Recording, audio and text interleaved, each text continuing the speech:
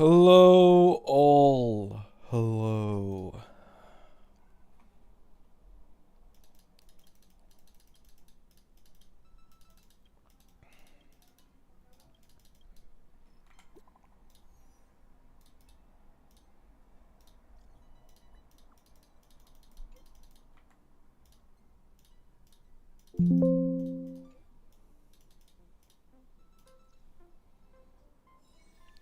Let me check if my mic is working.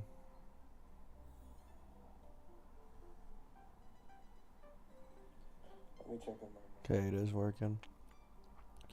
I couldn't cope. I uninstalled HSR. I mean, that's fine, man. You got sick of the game.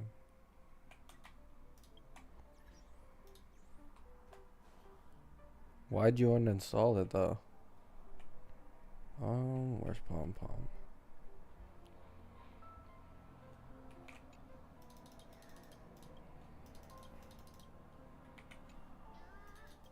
No longer felt fun? It's understandable. The Fat Pony won. Yep, it did, man. It did.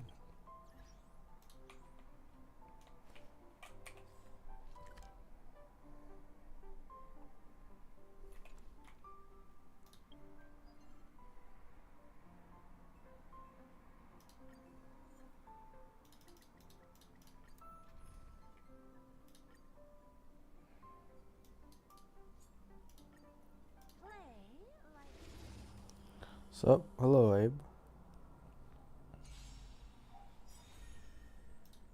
I mean, that's fine. Fine. It's fine.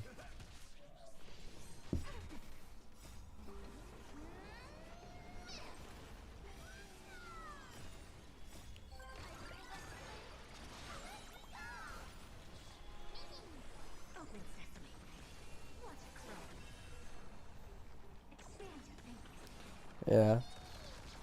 I don't think, like, I don't expect most people, like, in reality, most people don't continue to play one gacha for, like, its entire lifespan. Like, that's very rare.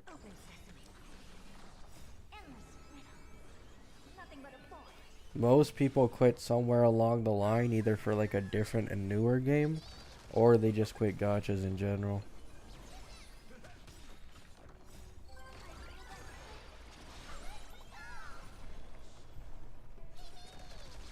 There's also some people who get burnt out and then just come back, but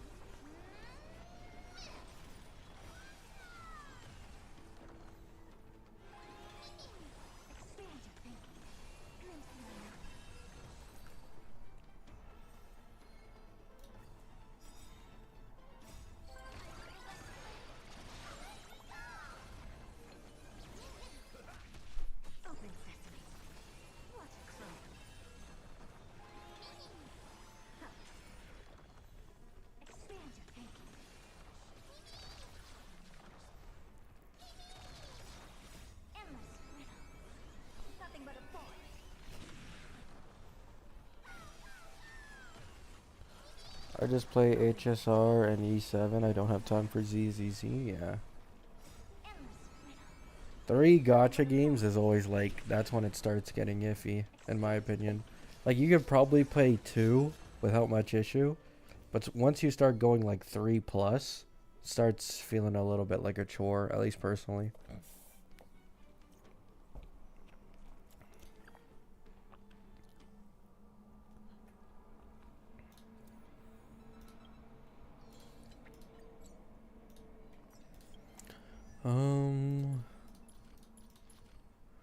RMC is the focus.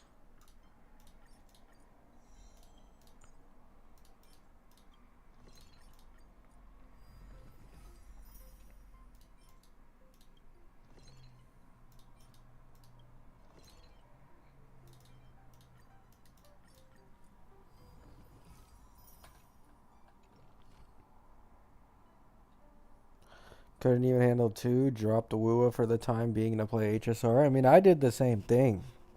Rachel. I went from trying to play ZZZ, Wua, and HSR at the same time to then quitting ZZZ and only playing Wua and HSR to then quitting Wua and only playing HSR. So I fully understand it. It's just so much easier when you just have to focus on one game. Like, it is so much easier. Oh damn, I need to get my tribbies. I didn't even realize.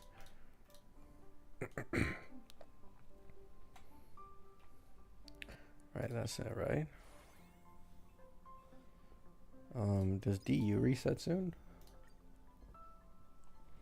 Nope.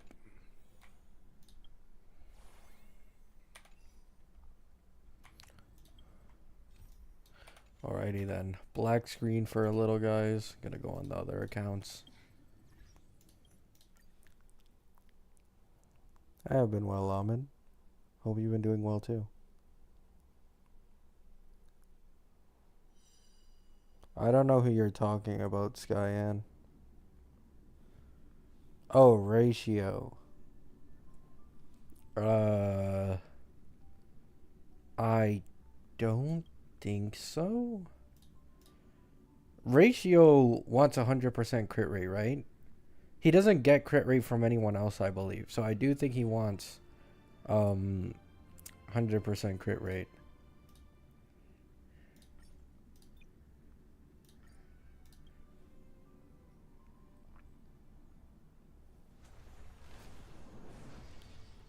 That should be good. He gets 15 crit from his skills. Oh, okay. So he has 91 total.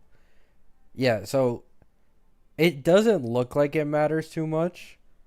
Me personally, I probably try to get 9% more crit rate at the loss of some crit damage. Because hunk characters are very crit rate reliant. Like, if they miss even one crit, their damage goes down, like, quite a lot. But that's still really good. That's a lot better than I thought.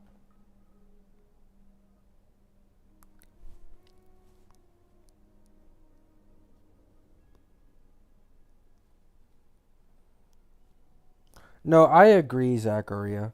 Like, a big reason why I quit Wua for HSR, even though, me personally, right, I've gone on record saying this before, I do think that Wua is the overall, just objectively better game than HSR, even outside of the better quality of life it gives, right?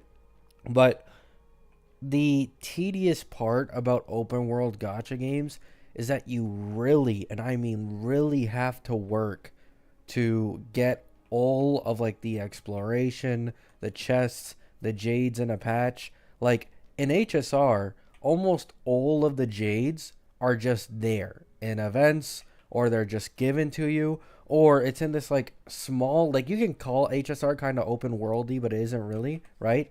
Like all of these small little places, it's very easy to find all the chests and jades. You know what I'm saying? So like the tediousness of open world games with trying to get as many jades as possible every patch just turned me off. I was getting sick of it.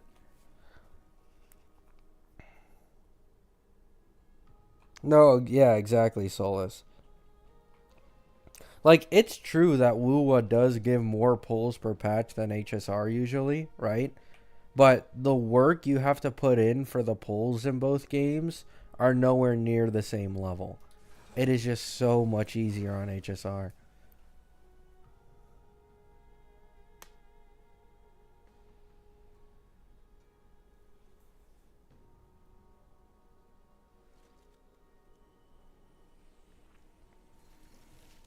I mean, the thing is, Blad, like, it doesn't equate, though. Like, in my opinion, it just doesn't equate. Because, yes, the story in HSR is boringly long, but at the same time, like, if you're trying to do all the chests, all the achievements, all the quests to get as many jades as possible from, like, a new patch or a new region in Wuwa, that shit takes way longer than, like, one patch's story quest in HSR, in my opinion. Like, it takes significantly longer. Like, I'll give it to Wuwa. The story is way faster. I came back, and I think I went through, like, 2 or 3 patches of story quests in, like, 2 or 3 hours because of the skip button. It was absolutely amazing. But the actual like open world exploration to find chests and shit is just way longer.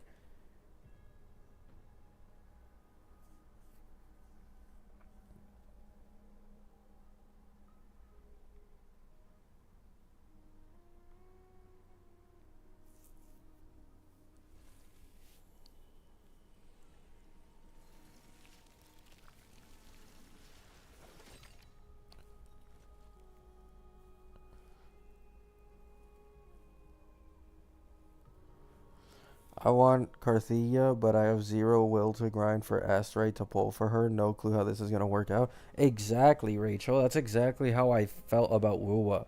Like, I really wanted Brant, so I played the game just for a little bit, like a few hours. I got the 5 star, and then I lost a 50-50 on Brant. And here's the thing, right?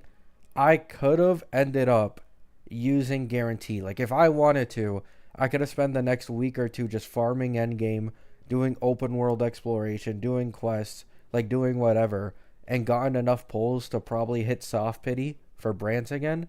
But I didn't want to fucking do that, right? Like I really didn't want to fucking do that in all honesty. Um what does I think Luocha, right? Luocha's almost done. I'm trying to get my Luocha finished. Yep. I just need this and this. This is more important though.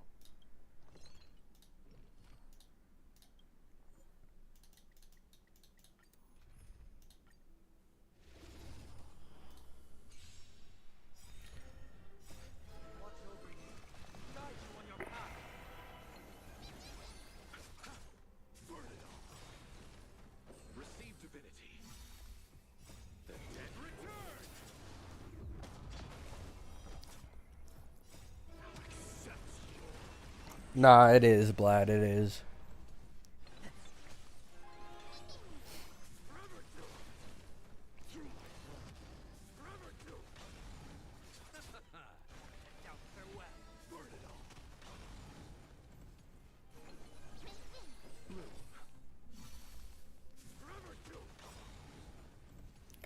I'm still kind of pissed that they nerfed my Daisy too.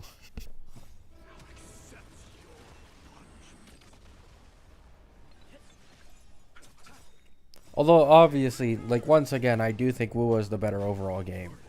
If you don't like feel bothered trying to like constantly do events and shit, like that doesn't bother you and you're genuinely enjoying it, open world exploration, I think Wu is just a way better game, like fun wise. Especially like you get nearly as many pulls, if not more pulls than HSR at times, and you have a guaranteed weapon banner and 10 less hard pity, and like lower soft pity.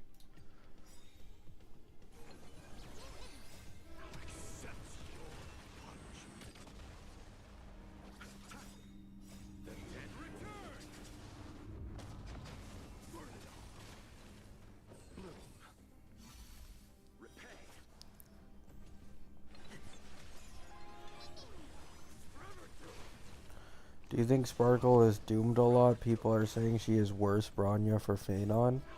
I mean, it depends on whether or not Phanon is skill point negative or positive.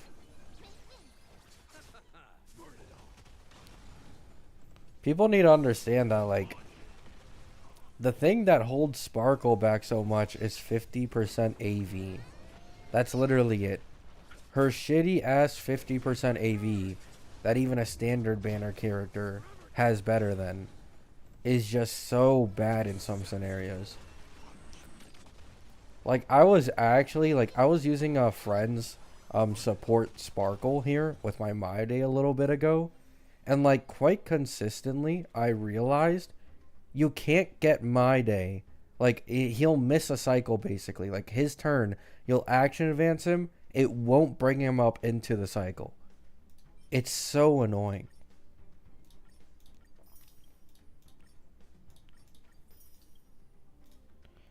Like because of Sparkle's 50% AV, there's like a chance of you taking 1-2 extra cycles just because of it.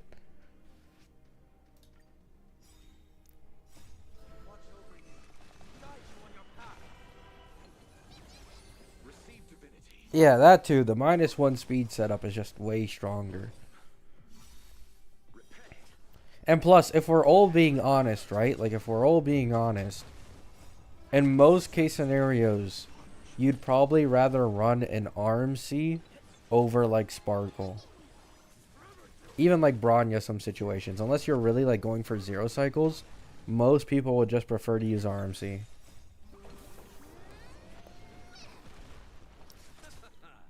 That is if you're going to run, like, a non-1 speed support.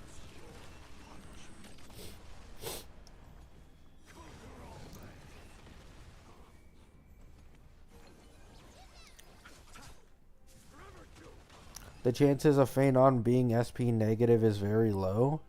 No, I wouldn't say it's low. I'd say it's actually decently high. I'd say it's decently high. Here's the thing, right?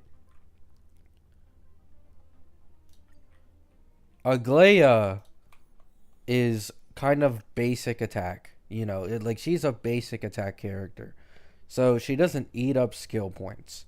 But Herda, right? When you get a character who really wants to use skill that probably isn't Castress, because keep in mind, Maide and Castress don't consume skill points because they're like HP based or some bullshit, right? They didn't do this with Blade. They added it for Maide and then they added it for Castress. Herda consumes skill points like no fucking tomorrow, okay? In fact, her best sub DPS, Anoxa, also consumes skill points like no fucking tomorrow. Obviously, then there's Anoxa. Then you have Cypher. Cypher is another character you really want to use skill on. So, quite consistently, there's at least like one character like per patch lately that actually wants to like use a lot of skill points.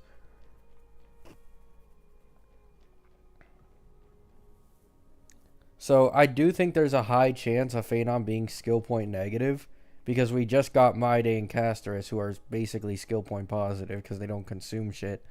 And we have Aglaia who's already basic attack based. So Phanon probably won't be basic attack based. He'll probably be like a burst character, have some special mechanic, who fucking knows, right? But I see him being pretty possibly skill point hungry.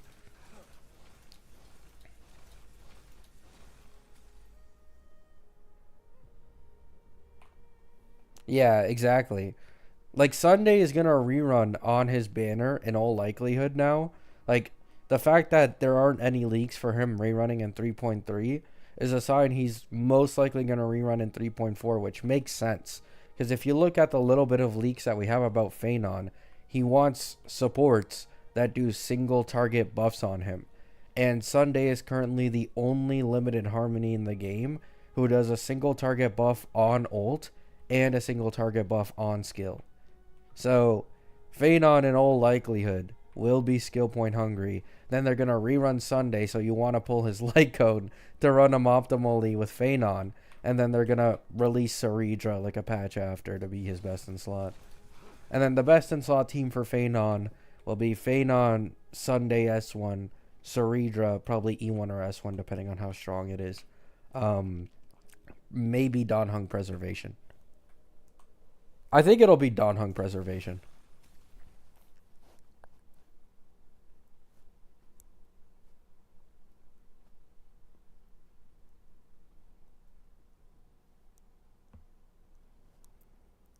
I don't even like.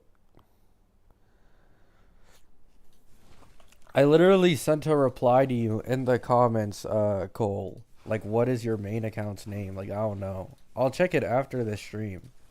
I doubt I've shadow banned you though. Because there's only like 2 people shadow banned in the entirety of the time on this YouTube channel. Like I almost never shadow ban people. Bravo 6 going sus? Yeah, I doubt I have you shadow banned. I'll check though later. Do you think Aventurine will keep up around the time Dan Heng comes out? No. And it's for one specific reason. We are starting to get enemies that literally completely ignore shields. Like, completely. They don't even give a shit about shields. So, I do think we're kind of going in a direction where shielding is slowly going to become garbage and healing is just going to be way fucking stronger. Like, even the Dawn Hung Preservation unit, I don't know if he'll shield, to be honest. Like, he might be like another Fu Xuan situation where they are preservation, but obviously, like, they take most of the damage themselves and then they, like, maybe heal teammates for AoE attacks. I don't see shields making it into the future of the game. Hello, bullets.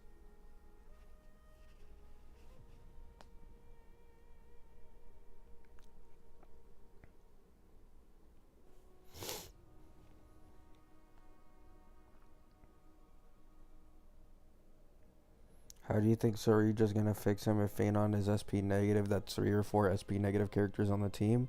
No, it's only one. It's only one. Sunday with S1 is more SP positive than Sparkle.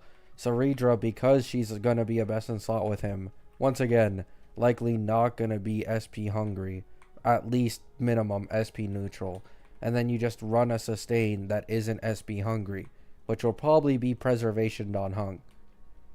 So there's going to be 3 characters on the team that aren't SP hungry.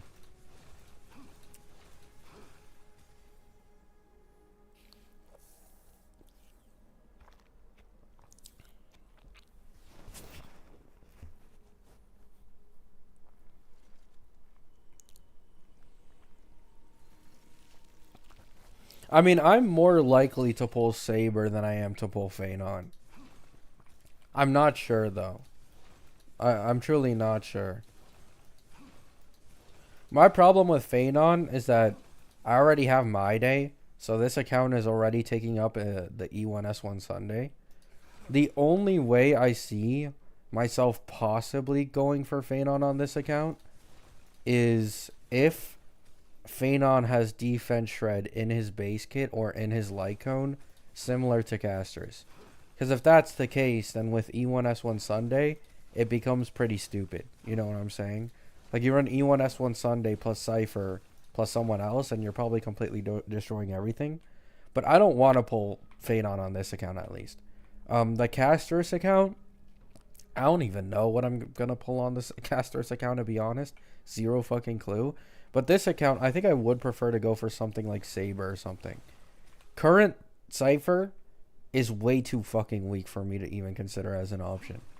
It is like, she is so bad right now that she just isn't worth it in literally any world over just pulling, like, Tribby. Or you could say, like, right? You could say, like, oh, E1 Cypher is really good. Then you just get E1 Tribby, right? And E1 Tribby completely fucking shits on E1 Cypher. So there's really no value in Cypher currently. And that sucks, because that is the character I am currently most interested in. But they butchered her kit.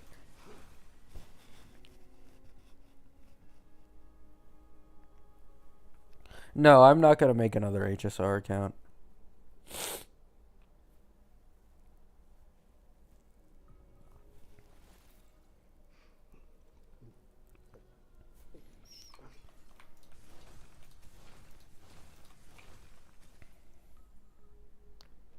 We don't need power creep in every new character. This isn't power creep. This is straight up dog shit. Like, this is literally V1 kit level character. It's not power creep in the slightest.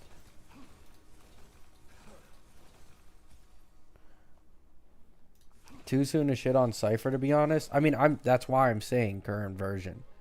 I'm saying current version.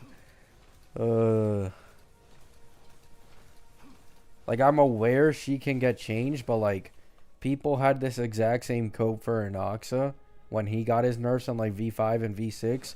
Oh, surely they changed this guy because he's not on the level of the other V3 DPSs. And then that just never happened. And now Inoxa has, like, probably... Actually, I wouldn't say he has the worst value. Over time, he'll probably have better value than Aglaya. But, like, outside of Aglaya, I don't see it. He's just significantly worse.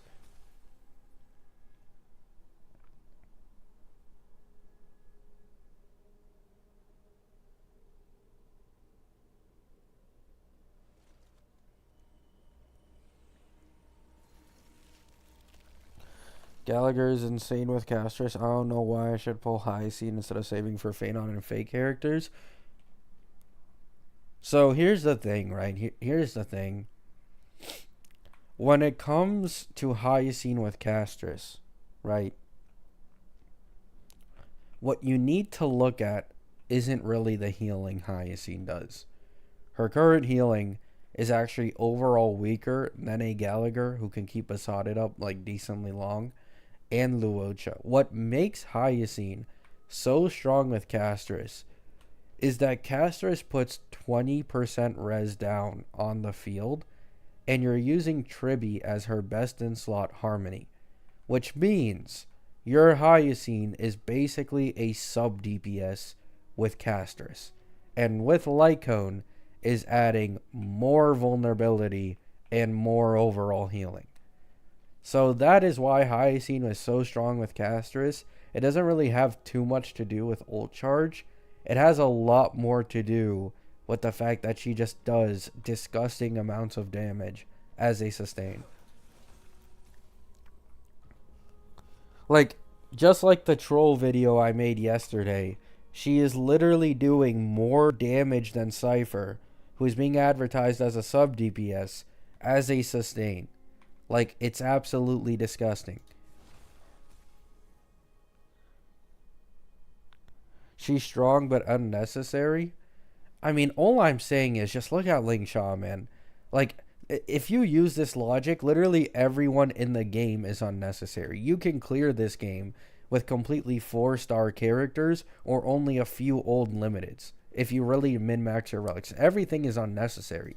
But it's about how much of a difference does it make and how much more future-proof is it going to make your comp. And here's the thing to keep in mind. This is on a different level of Ling Sha. Like, outside of the fact that Hyacine can do as much damage, if not more than Ling Sha, without requiring break, sustains for Castris are the equivalent to, like, harmonies for anyone else. You know what I'm saying? So, they're on completely different levels of value, and Ling Sha is currently, I think, outside of maybe Tribby or Herda, like the only triple T0 sustain on Pride win. Because she's just insanely good for APOC, insanely good for Pure Fiction, insanely good for MOC.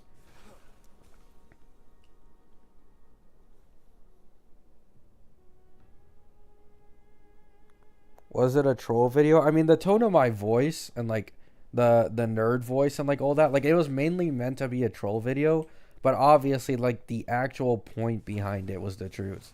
Like that's what I'm saying. Like I wasn't taking it too seriously.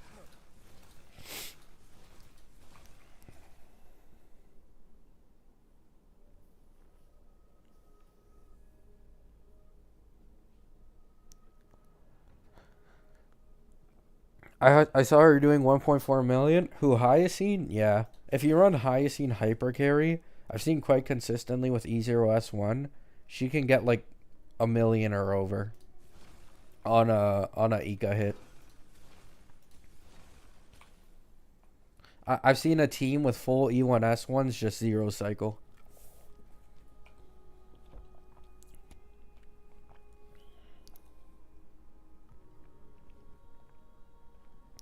Is the Herda worth it? I have casters. I just want another powerhouse DPS. I mean, if you want another powerhouse DPS, I'd wait. Like, the problem with the Herda and casters is that they're conflicting with Tribby. Like, both of them really want Tribby, and especially if you have E1, both of them really want E1 Tribby. Like, it'd be not the best idea to go for 2 characters who want the same harmony.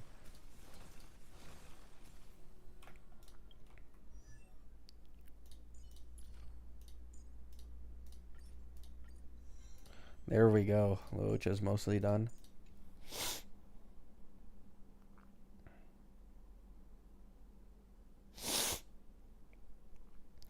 Had an argument on this moron on another video. He thinks Anoxa nerfs are good and he was even better than Castris before. I mean, it just is what it is, man. You can't, like... You can't change people's minds too much in this gacha community. You really can't. The Anoxa propaganda, I'm telling you right now, The second this Anoxa propaganda of him being stronger than every V3 DPS came up, it was when Hersher Sentient started making videos of low-cost sustainless Anoxa. That was the second that people started calling him broken because of insane relic quality, low-cost zero cycles with sustainless Anoxa. You put a sustain on Anoxa, he is worse than every V3 DPS, not by a little bit, by a lot. Like, people have ran the calculations. If he does, like, let's say 3 million in a cycle, a Herda is doing like 5 million plus. And then a Castris, Maide, Aglaya, all doing like 5 million plus. He's like 60 to 7, actually no, he's like 30 to 40% weaker overall than the other DPSs, and he's incredibly hungry for Sunday plus Tribby or Robin.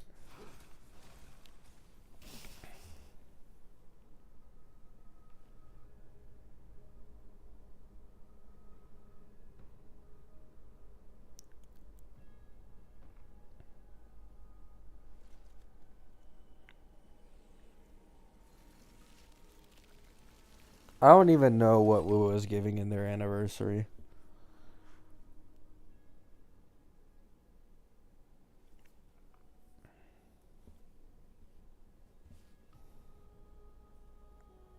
Yeah. Like, for example, I've seen videos this morning of I think, was it like 6 cost Anoxa team getting a 0 AV clear against the Hule in the current APOC. And people are like, oh, Castris could never. The real anniversary unit. Once again, sustainless. Literally, his boss. This entire boss, the way its mechanics work, the dueling mechanic, the fact that Anoxa is balanced and inflicts his own weakness, everything about this boss is perfectly meant to shill Anoxa. And here's the funny part, right? Here's the funny part. An E0S1 Castris with sustain can also still get, like, I think a 50 AV clear on the Hule 2. A 50 AV difference. And it's against an AoE character with a sustain. Like, that should alone show you just how much better Castris is than Anoxa.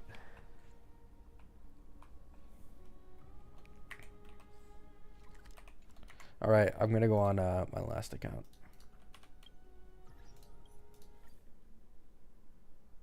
Yeah, Castris on Hule's side. Disgusting. Here's another thing. There's leaks of like E0S1 Castris with E0S1 Hyacine. And I believe Hule's HP got nerfed. But before it got nerfed, when he had 5.3, 5.4 million HP, there was a 0 cycle of E0S1 Castris, E0S1 Hyacine, no E1 Tribby against the Hule. So, AoE DPS, only doing a fraction of her normal damage, still managed to 0 cycle with her best in slot team against a 5 million health Hule. No mechanics to make him easier either.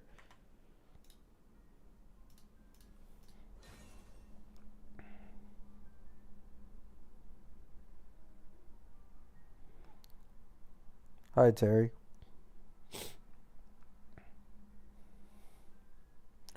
No, Valk. They're very similar in buffing capability, but the thing is, because Tribby hits so often, she can trigger Gallagher's Besotted a lot, which leads to way faster ult charge for Castris, and more damage done overall. That's because Castris has absurd toughness damage values. Also, that one AS buff is... I mean, yeah, but that's part of her thing. And once again, like, the 3.4 MOC with a 5 million HP Hule doesn't even have a specific HP buff. She's still completely shitting on that guy.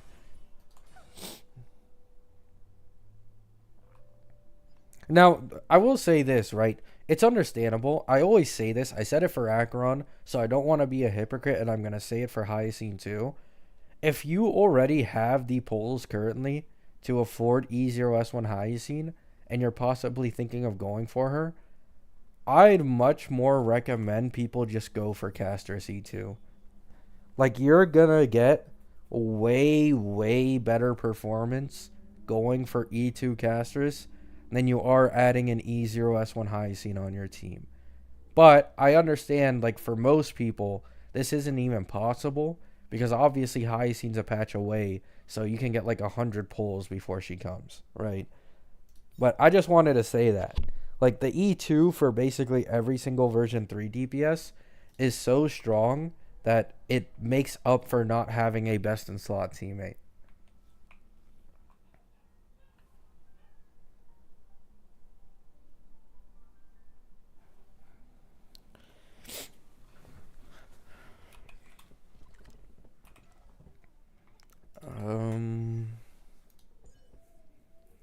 What was I gonna... What do I even farm on this account, man? I don't know what to farm. Every single character is built. I don't even know who I'm pulling on.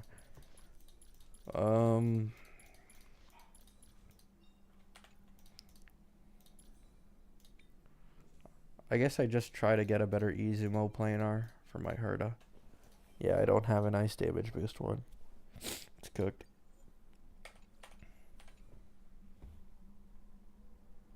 Can I see your Herda build? Sure. I mean, it's right here. 84% crit rate, 164 crit damage. Triple crit roll speed. Quad crit roll with speed and attack percent. Only one crit roll here. Not the best. 60. Oh, wait. This isn't even fully leveled either. Triple crit roll on the boots. Quad crit roll on the planar. Triple crit roll on the rope. How come your Acheron has 4200 attack? I think... Yeah, I'm running attack percent boots unless you aren't. I have attack percent on, I think, like my chest piece. Yeah. So this chest piece, only one rolling crit rate, but two in attack percent. And this is fine because I have an E2 Acheron, so the E1 gives a lot of crit rate. So I got attack percent here, attack percent here, a little bit of attack there, and attack here, just a little bit, 4200.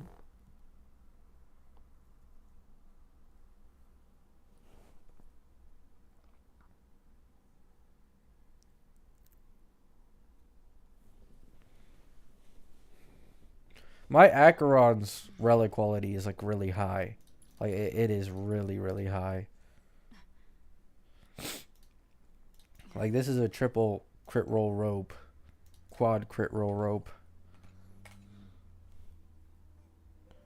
What's your crit rate, crit damage? Right there. 66% crit rate, 250% crit damage. But with E1, this is actually 18% more. So it's actually 84.9% crit rate.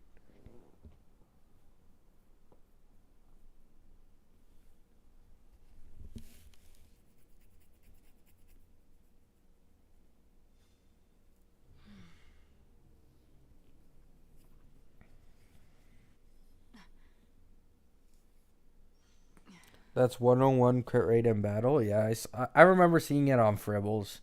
That she's basically like already at 100% crit rate. So I've been keeping her this way for a while.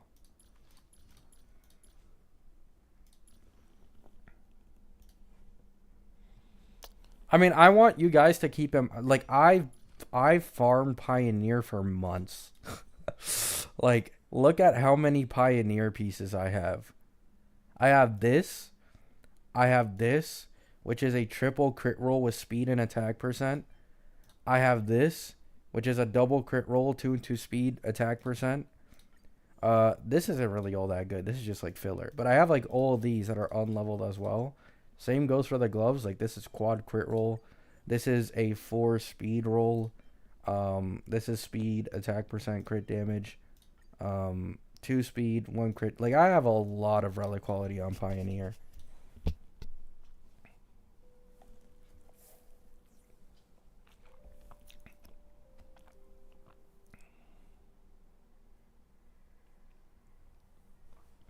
Instead of going through relics individually, you can click the build guide.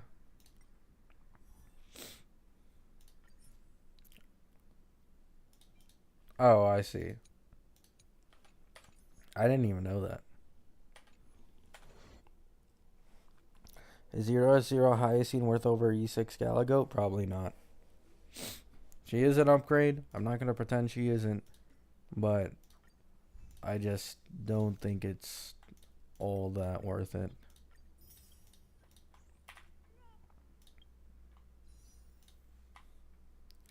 I'm just going to farm Izumo.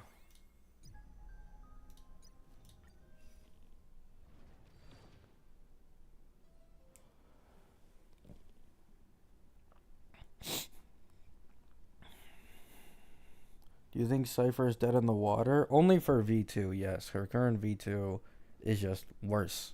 It's trash. Not best in slot in anything. You just run a Harmony if you care about your DPS doing more damage. And that's that. That's fucking that. A Harmony is just way better.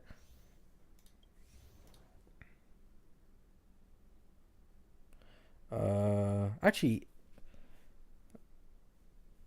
I should probably farm Lushaka. I don't think I have that many Lushaka pieces on my account. Because this would probably be, like, good for Acheron supports, no? Like, I'd assume this is her best in slot. Could be wrong, though. Like, you run this on a Sunday or something. Because with an E2S1 Acheron, at this point, like, you know what I'm saying? It's kind of a done deal that I get Sunday unless I can get, like, Jiaoqu or something in time. Wait, I don't want to use Acheron. This is a... Yeah, okay. Herda, small Herda, Evan... Actually... Evan, and Armsy. Where's Armsy?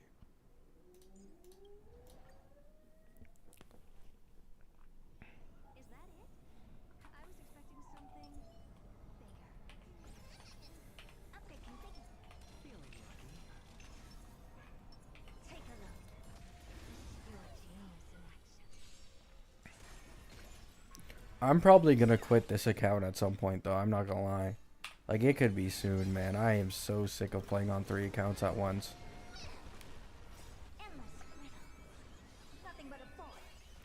Because, like, my E2 My Day account is probably my favorite currently.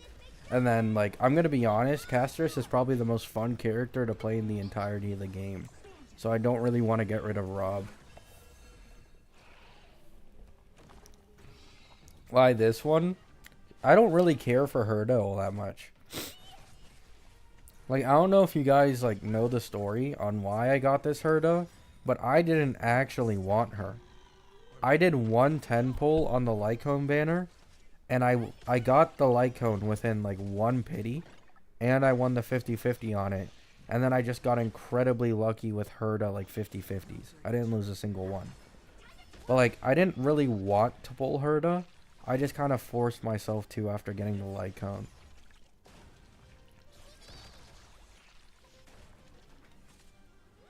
You're a gambling addict? No, that's not how it works. Like, people call me a gambling addict for anything, man. Like, it's an E2 Herda. It's literally the strongest E2 in the game currently. Like, I didn't even expect I would get it.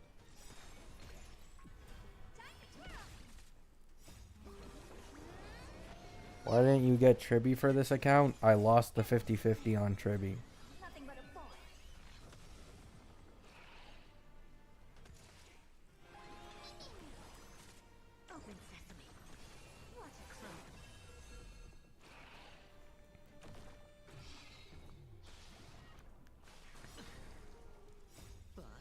You have 4 accounts? I only have 3. And as I said, I'm going to quit this one soon because I'm just tired of it.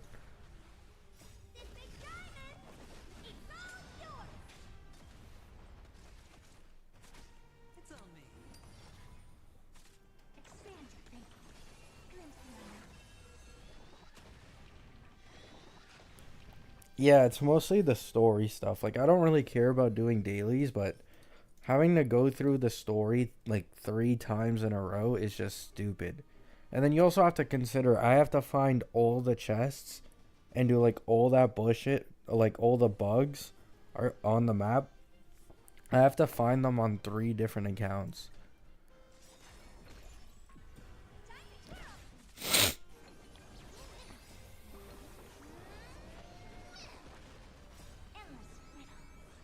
Nothing but a boy.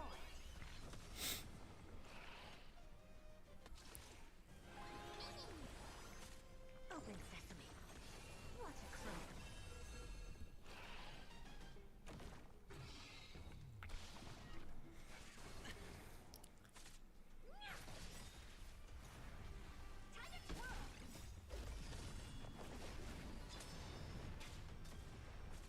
Spend freely. Bust. Or maybe I'll take it Story all. ain't peak enough to go through again. Yeah. Now I will say no guarantees, but I might, no guarantees at all, might try Woo again. But it'll be off stream, no videos, no recording. That's the only way.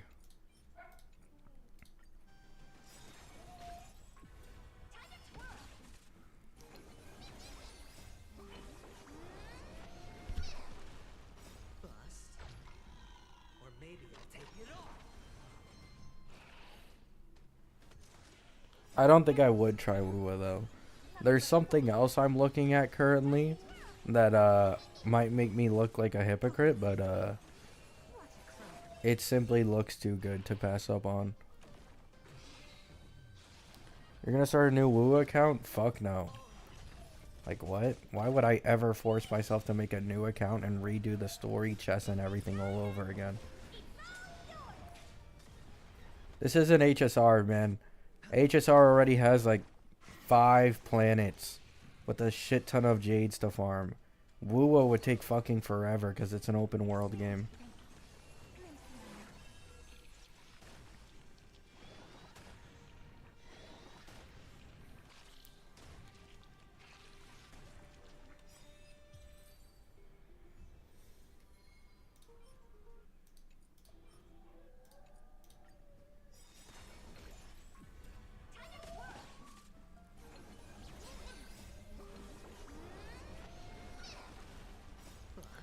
What's better for the herd, a sub DPS and Noxa build, Fawn Whack, or something else?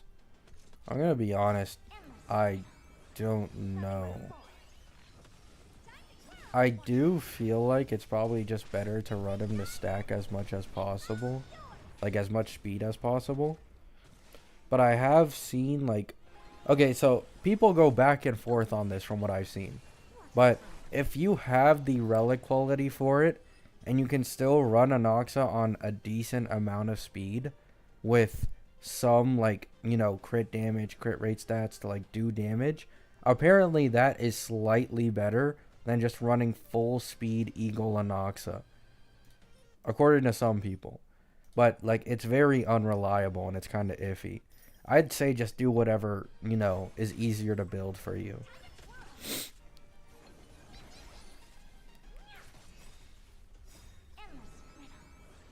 Nothing but a boy.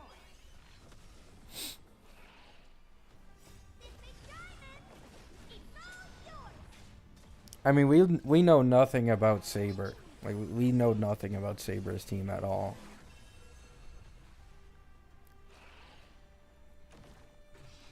All we know about Phenon, Maide, and Saber is that they're all destruction. That doesn't mean they're gonna share the same teammates. Bust. Or maybe I'll take it I wouldn't be surprised if Saber can use Tribby. Like, the only reason people say that you need to run, like, single target buffers for Phenon is because that's his leaked kit. But, like, if you're, like, you might be able to use, like, E1 Robin or Tribby, like, just fine with a Saber.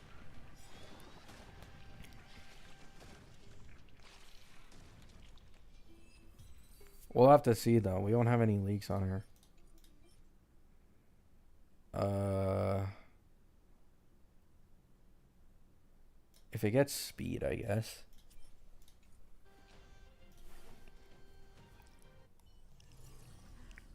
Need something? So I lost my 50-50 on E2 cast. I should just barely be able to get pity before the banner ends. Should I say for S1 Hyacinth or E2 casters? E2 casters. E2 casters is a way bigger damage jump. What is it, Saw?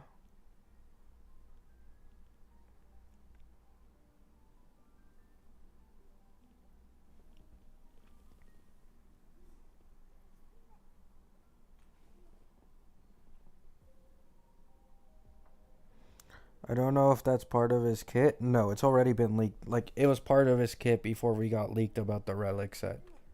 Like, it was already part of his kit that was leaked.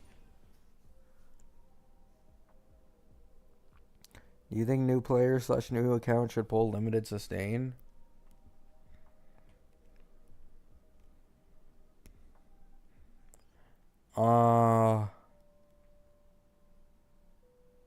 I think Hyacinth specifically, yes.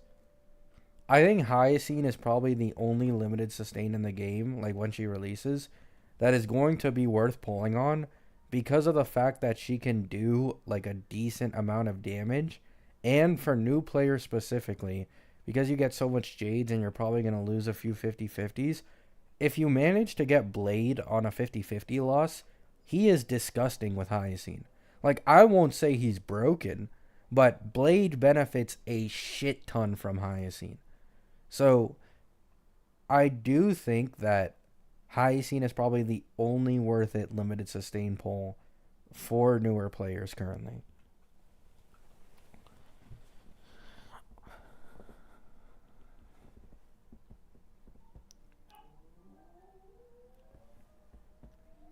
Cypher isn't better than Pela at E0S0. Yeah, you can get by with Gallagher just fine. And they're probably going to add another 4-star healer in the future. But Hyacinth just adds so much value to an account that I don't see why not. Like, she is basically a support in of herself, especially if you decide to go for the light cone combo. Because she's a sustain, keep in mind, not a support. She is a sustain, so this is really good for newer accounts who don't have like built supports. They can't run sustain unless your relic quality isn't that good. You're running a sustain who can support with 18% vulnerability and do as much damage as your own DPS. That is really, really good for new players.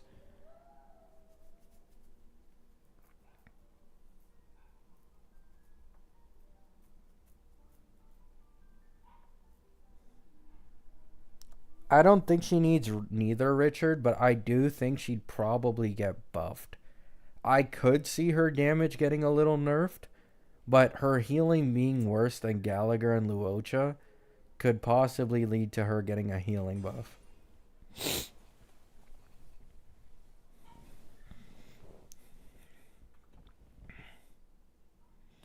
Is this controversial to say, but I think cast LC isn't even the best thing to get for her.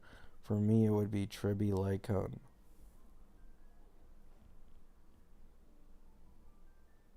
I mean, no. I don't agree with that.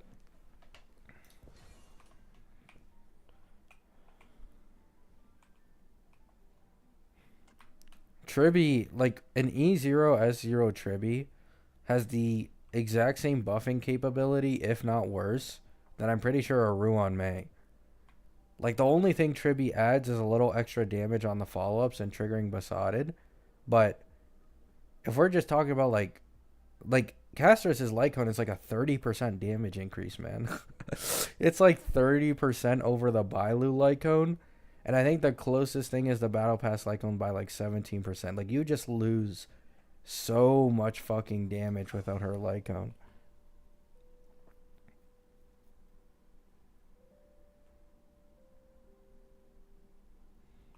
And another thing is, like, DPSs almost always take longer to rerun than meta supports.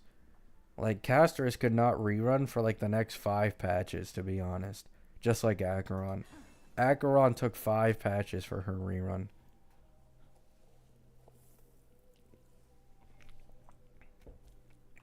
Now, if we're talking about overall value for an account, yeah. Like, obviously, Triby's better. But for caster specifically, probably not.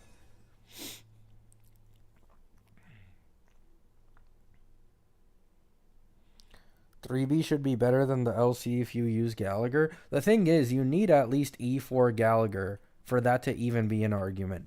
If you're not using E4 Gallagher, his besotted state does not last that long, like, at all. And here's the thing, right? Luocha is free. Luocha is completely fucking free currently. And without the bullshit of, like, needing Gallagher Eidolons, he is, like, basically on par, if not, like, only slightly worse than Gallagher in an optimal setup. So, if you're running Luocha, like, if you use the Companion Spirit for Luocha, and you run that with your Castris, I do think that's just overall better. I'm also pretty sure Gallagher gets shit on in Pure Fiction, because obviously the mobs, like, they die quickly, so there isn't much besotted on them. And Luocha just beats Gallagher in Pure Fiction.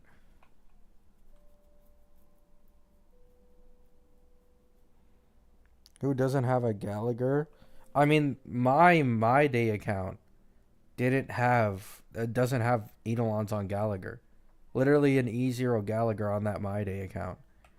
Like, the only people who really have good Eidolons on a Gallagher are people who play during Penacony. If you started, like, after Penacony, most people probably don't have that many Eidolons on Gallagher. Unless they really wailed for certain banners.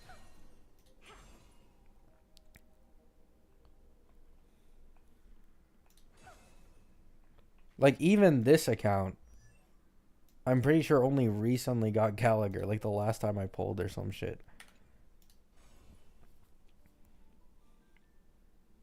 Yeah, like, sometimes people can get unlucky with getting the other 4 stars.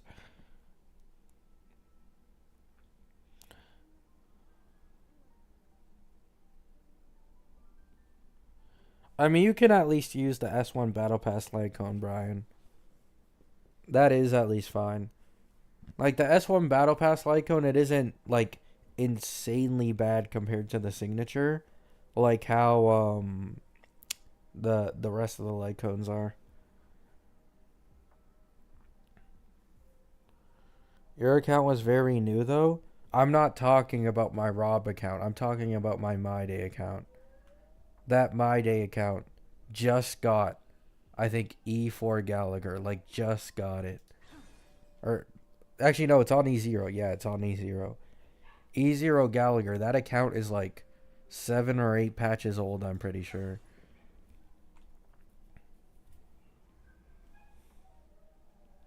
Do you have DDD on your Tribby account? On Rob, yeah. I have a S4 DDD.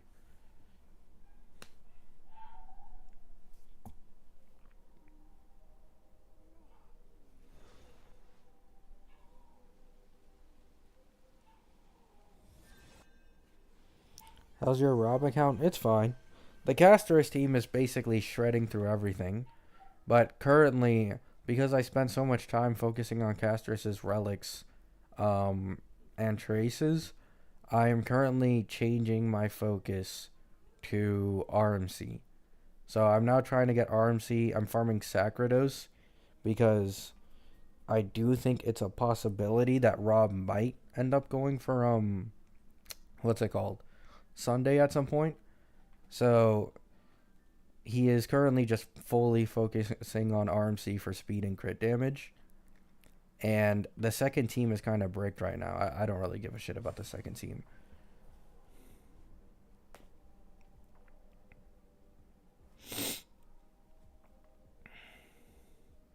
Nice, K70.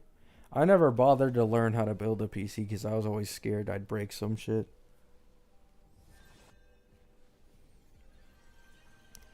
Do you have any old characters you would still like to get? Blade. I hate how bad they did Blade. Like, a lot of people don't know this. Blade is one of my favorite characters in the entirety of the game. I fucking hate how bad they did him. I don't think I'm gonna bother going for him, but fucking hell, man. Fucking hell. Now, here's the thing, right?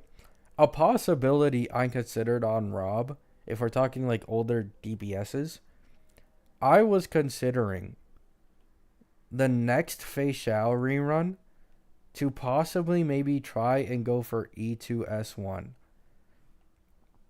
That was the possibility I was thinking of Rob. Like, skip Phanon, skip Saber if she doesn't work with Robin all that much. Because I just don't have a feeling that Robin is going to really be like that best in slot for those two characters. So, I, like, if Fei Xiao gets a rerun in like 3 to 4 patches, I would have no problem going for E2S1.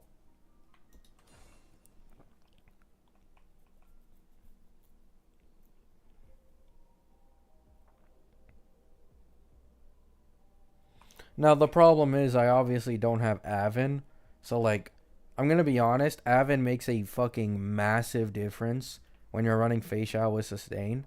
But, I just want to give it a shot, possibly. I have been thinking about it. In my opinion, Fei Xiao is currently the most fun character to still play in the game. Like, maybe Castris is on the same level. But the problem is, like, Castris doesn't really like become super fun until you get the dragon up, and in most case scenarios you're constantly exploding the dragon unless like you're obviously trying to like fine tune the play or something. So in this case scenario, like Fei Xiao is still probably the most fun like team comp to play in the entirety of the game.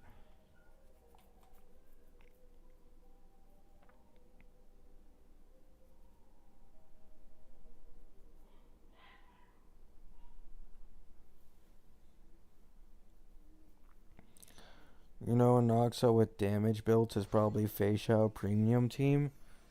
I don't know. Like, I could see it for E1 S1 Anoxa, but like, I can't really see it for much else, to be honest. Like, I for sure, I can see the vision. I can see it, but me personally, I can't really speak on it because like I haven't seen any Fei Xiao and Oxa gameplay, so I don't know if it like really goes all that hard. Like I do see the possibility though. The problem is though like skill points. Like, are you not running into skill point issues?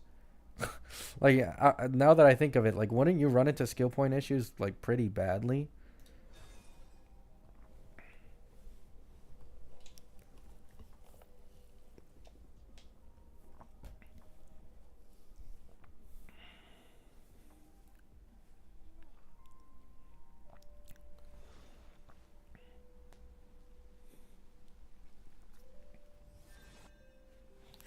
True, skill points gonna wreck me. Yeah, like that's the only problem I see. Because like if a Noxa theoretically could like skill most of his turns, I 100% see that shitting on basically like Topaz or March 7th. Because he does have really good damage, especially if you're running him with a Robin. But like if you're not able to skill point often, I think it is just better to just use the other sub DPS options. Use Herda Lycone? I mean, I don't think too many people have a Herda Lycone for Anoxa.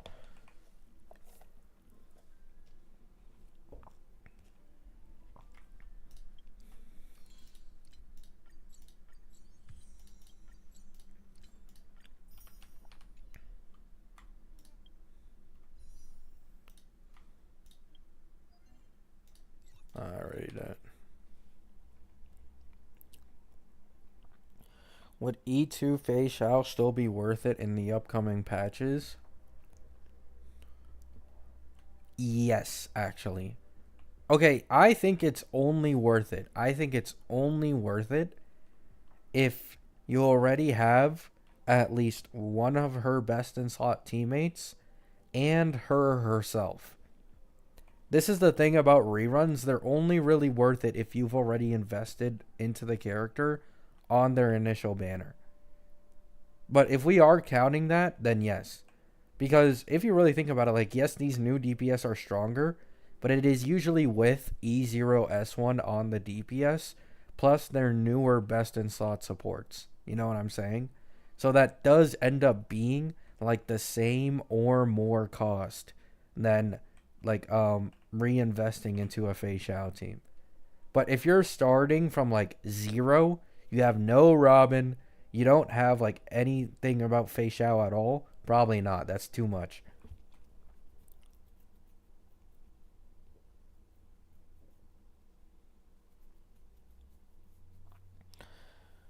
Saw a guy on YT say that Anoxa Hyper Gary is better than Fei Xiao Premium Team, and I'm honestly curious how strong Anoxa Hyper Carry would be compared to Fei Xiao Premium.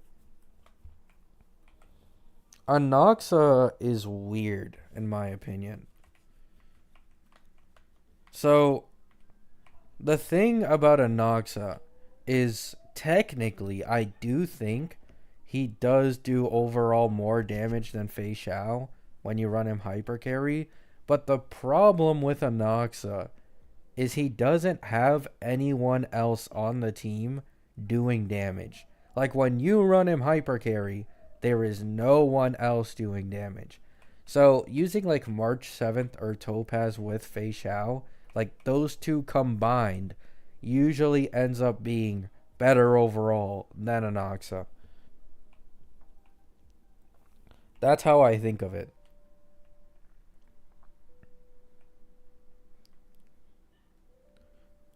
Plus, another thing you have to keep in mind, like the stack generation extra that Fei Xiao gets from having another like follow-up attacker on the team is pretty massive.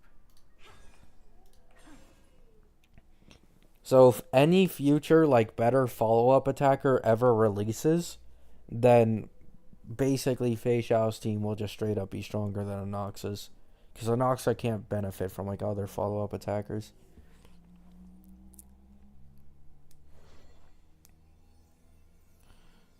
It's changing, not like it doesn't work like that. AoE is about to be gone anyways.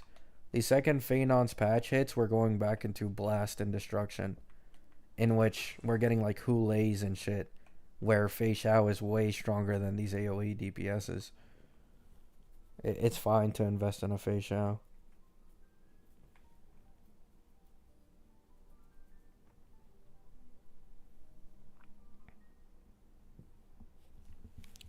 That's the point of hyper carry, but even then, Anoxa damage for a hyper carrying current meta, so meh. Yeah, but that's the thing, exactly. That is the thing, right? You can say that, like, oh, Anoxa, hyper carry. Let's say it is better than Fei Xiao's, right? Let's say it is better outside of the fact that Fei Xiao does damage with another teammate. Once again, the reason why I say Anoxa is a bad pull, in my opinion, he probably isn't going to get any future best in slot supports, another Aglaya situation, and his best in slot team is stuck to an Emanator. His hyper carry performance compared to the other version 3 DPS's hyper carry performance is night and day. It is straight up night and day unless you run him sustainless. He is not the same character sustain versus sustainless, okay? He benefits an insane amount from sustainless. But if you run him sustain, he is just noticeably worse than every other version 3 DPS by a good amount. The fact that it's even contentious right now that we're discussing Fei Xiao versus Anoxa, it already shows you, right? It already shows you that there is a very clear like power difference between Anoxa hyper carrying and other version 3 DPSs.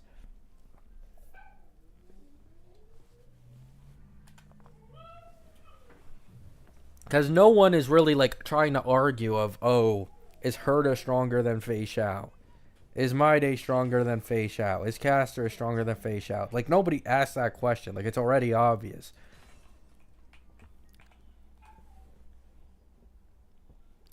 Good night, Cole.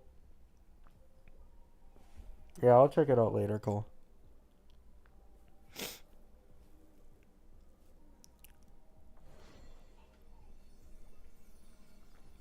Hung characters have been suffering with the 3 boss enemies on MOC.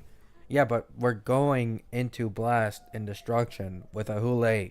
It's already leaked. We are getting Hule. We are getting single target bosses.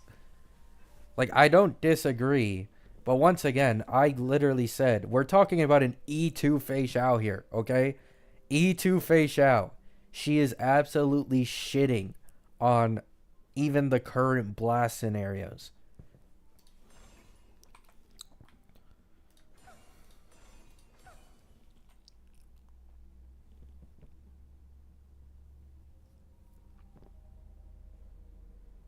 No, exactly, Sakutaro. Like, I don't like Cypher's damage numbers in her current place at all, but Cypher is a real sub DPS. That's a real sub DPS, okay? That is what a sub DPS is meant to be. Super general, fits in basically any team in the game, can add a little buffing, and as well sub DPS damage numbers. That's a real sub DPS, not a Noxa, who can only be a sub DPS for Jade and the Herda.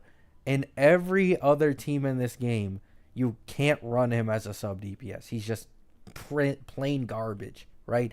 Plain fucking garbage.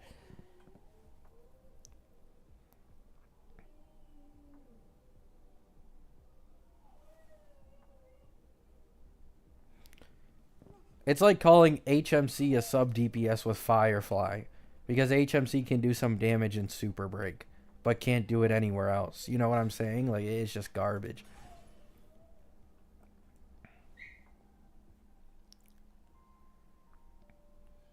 The Cypher deal more damage with her own multipliers or the recorded value? The recorded value. Her ults are usually the big, like, damage dealer. But that's only because they nerfed her fucking follow-ups recently. Like, recently, before these V2 nerfs, with just an E0 Robin, she could do 100k for every single follow-up. It isn't crazy, but it's still decent. But now her follow-up damage has been nerfed. How often she gets her ult has been nerfed. Her single target damage record has been nerfed. Her technique has also been nerfed. She no longer gets any action advance at the beginning of a wave. And yeah, like overall, she's just been insanely nerfed.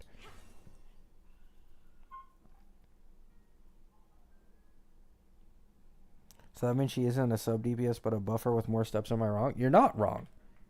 But, okay. Oh, actually, no. Here's the thing, right? Maybe at E0S0 you can make this argument. You can make the argument that because the damage record is stronger. But that is part of her kit, though. Like, that's the thing. Like, it is technically her own damage, even if it is, like, mainly calculated from the main DPS. Anoxa doesn't do this.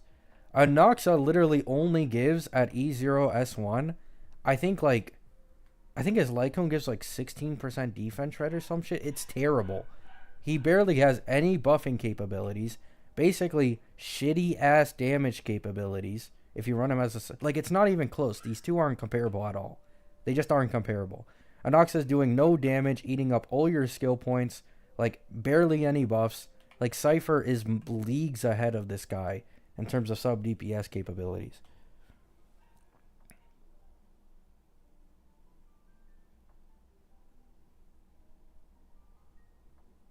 Yes, Hyacine is an upgrade over Gallagher, guys.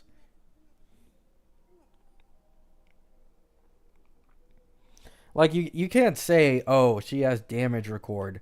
That's the main DPS's damage.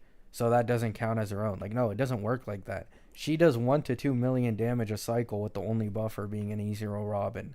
That's sub DPS. That is 100% sub DPS territory.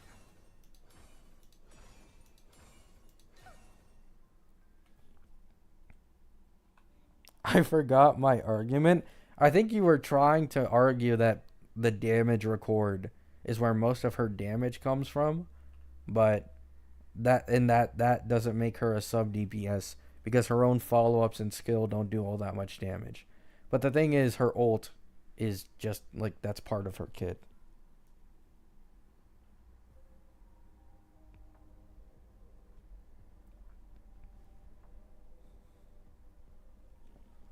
No, that's another thing, right?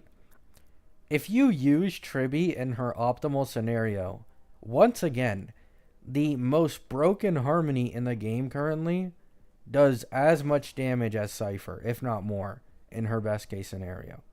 So it's just like, what are they fucking cooking? You know? What are they cooking? It would have made sense if she got all these nerfs, but her damage record got buffed. But no, literally everything got nerfed. Everything got nerfed.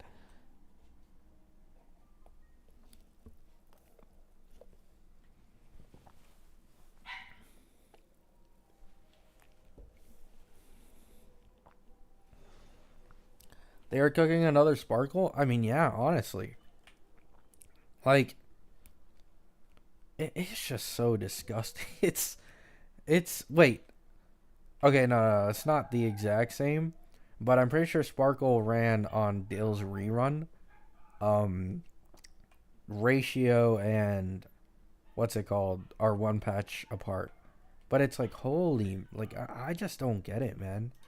I don't get it.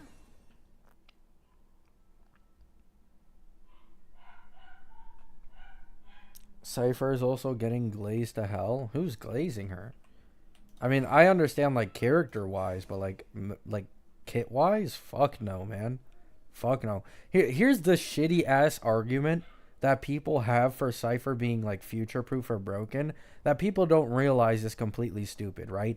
Oh, she has damage record, so this means she's completely future proof. No, she isn't.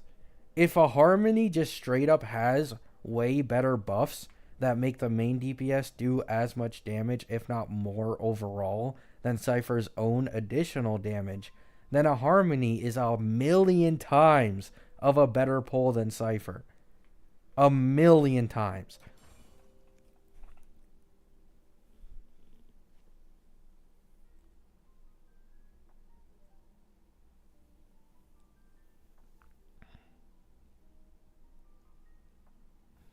I'm still planning on E1S1, but these nerfs. Yeah, E1S1.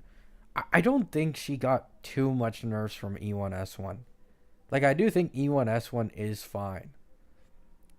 But it's just like, when you think of E1S1, there's like E1S1 Robin. There's E1 Tribby, right? And this is the problem that I'm personally facing with my Day account. Not only did they change her defense shred to vulnerability, which fucking sucks for the defense shred, like stacking up for my Day comp with E1 Sunday, but like, if I were to pull E1 Tribby, my Day would be doing a fuck ton more damage than it would be doing if I got E1S1 Cypher. And that is considering it's an extra one cost that I'm putting into Cypher to even try to make her better than Tribby. It's like, are we serious right now? You know what I'm saying? Because let's say, because I personally have an E2 My Day, right? I have an E2 My Day. We're going into a destruction slash blast endgame, right? Let's say there are 3 mobs on field when my Day does a God Slayer, and let's say this God Slayer does like a little over 1,000,000 damage. That's pretty normal for my Day, right? So God Slayer does 1,000,000 damage. It's E2, so the God Slayer does equal damage to everyone on field, plus 30%. With an E1 Tribby, let's say I'm going against Hule, right? Let's say I'm going against Hule. I am doing an extra 72% single target damage against the highest HP mob on field with an E1 Tribby, which means I'm getting like 720k more damage against Hule with an E1 Tribby. Which already, by the way, that one God Slayer alone is already close to what Cypher does in an entire cycle. In an entire fucking cycle.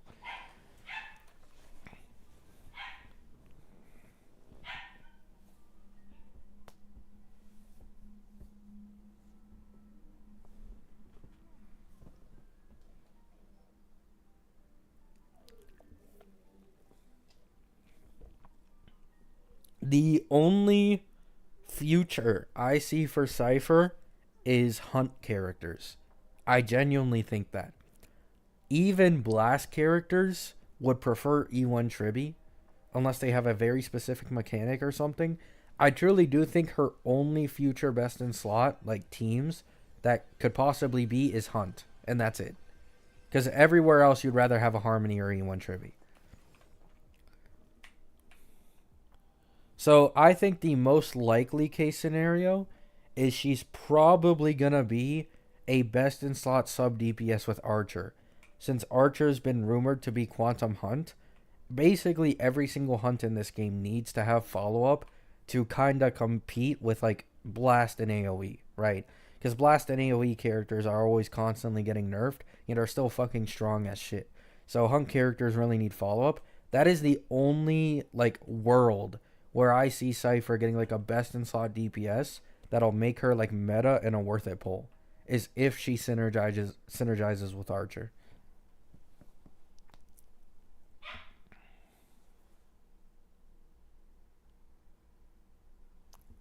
I just returned from traveling from work. What the fuck is going on? They murdered my second wife. Don't worry, Kiwi. You're fine. You're fine. You're planning to E6 her. E6 Cypher is fine. You're good. Don't worry about it too much. We're talking about low cost ciphers. You don't have to worry about this.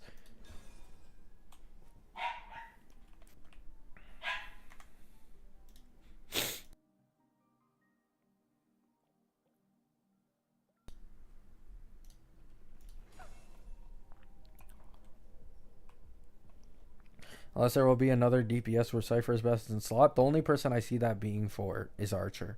There's no one else. Like, there literally isn't anyone else. We're not going to get another hunt for the entirety of Amphorius. We're not getting another, like, destruction after Saber and Phanon. It's mostly just going to be, like, Remembrance, Preservation, maybe Abundance, or, like, Remembrance, whatever. Like, I don't see us getting another best in slot for Cypher.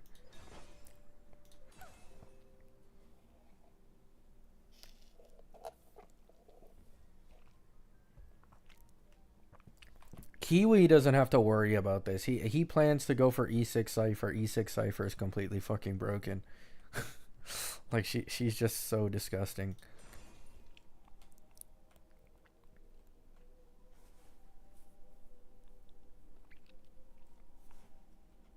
Archer's gonna be free, yeah. So Archer base copy free, no different to Ratio, but he's also gonna have a banner that you're gonna be able to pull on. For like his Eidolons or Lycone or whatever. I don't think they'll make Archer weak. I've seen a lot of people like kind of like doom posting Archer before we even know shit about him. But like people forget, like at the time when Dr. Ratio released, he was actually a top DPS. And especially when we got Robin, he was actually outperforming Dill and Jingliu. So all I'm gonna say is I don't think he'll be as strong as like the top meta characters of V3. But if he's even just like a Noxa level and he's free, I genuinely think that's fair. I do think that's fair.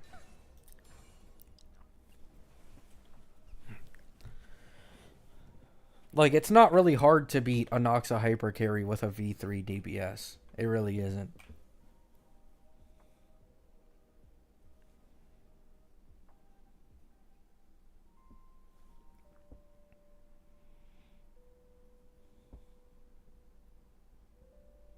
Isn't after Phanon only Dot, Mommy, and perhaps March? Yes. So, we're getting 3.4 is supposed to be Phanon and the Fake collab. 3.5 is supposed to be Heislands and Ceridra. 3.6 is supposed to be Dawn Hung Preservation and March 7th Remembrance.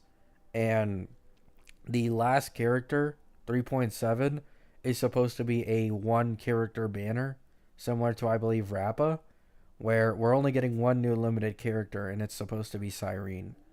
And then 3.8, we don't have anything on 3.8.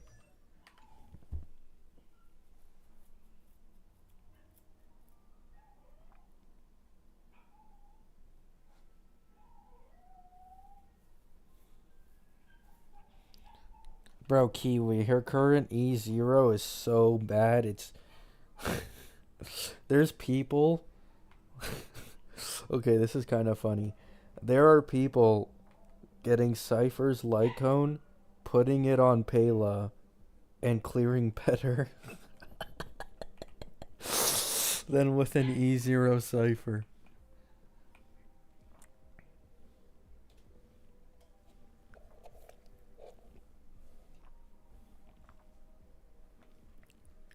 It's so bad, man. It's so bad. Game is game. Game is game, honestly.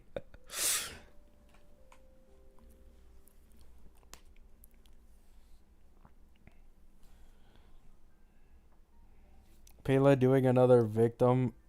Yeah. Man, it's just, wow. Like, I guess Pele is just untouchable, man. Like, you just can't beat the Pele value. Fuck. Is it even possible for me to get Jiaoqiu before he goes? Because I'm not even planning to get Cypher on this account anymore. Fuck that shit. 39 pity? Fuck no. Not even close. I'll have to wait 6 to 7 patches again.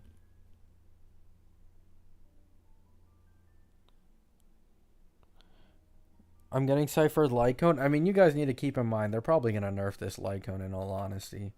Like, maybe they won't, but knowing Hoyo, they'll probably make some bullshit like it can only activate when certain enemy has certain status effect on them. Like, I'm pretty sure they did the same shit for Tribby's Lycone so that it wouldn't work as well for Robin. Like, if they didn't change Tribby's Lycone, it would have been Robin's best in slot.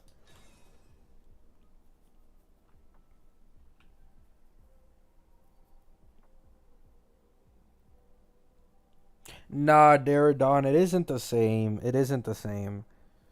Hyacine adds so much damage that it just isn't the same.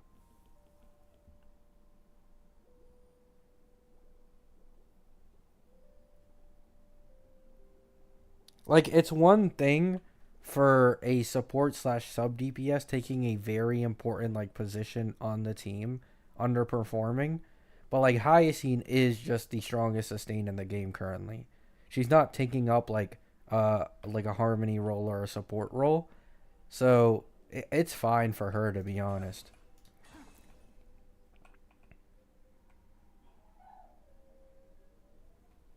I can't even hail Cypher no more. I'm reading these nerfs, bro. It's so bad.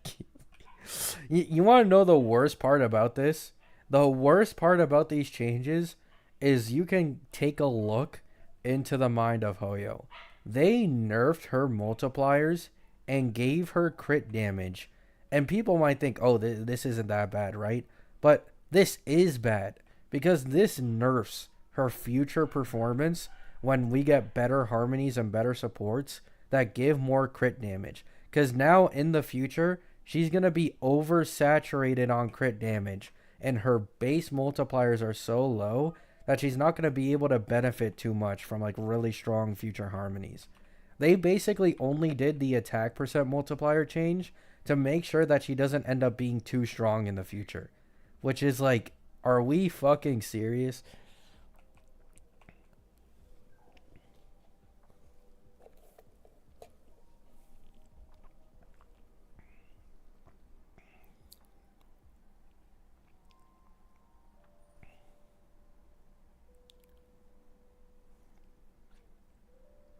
I was really considering E1 Cypher though. For people who don't know, like me specifically, I like ran the percentages of how much an E1 S1 Cypher would buff my My Day team, and it's like an overall 94% damage increase, which is actually close to E1 S1 Tribby, right? Obviously, Tribby has the better E1, but you also have Cypher who does more damage.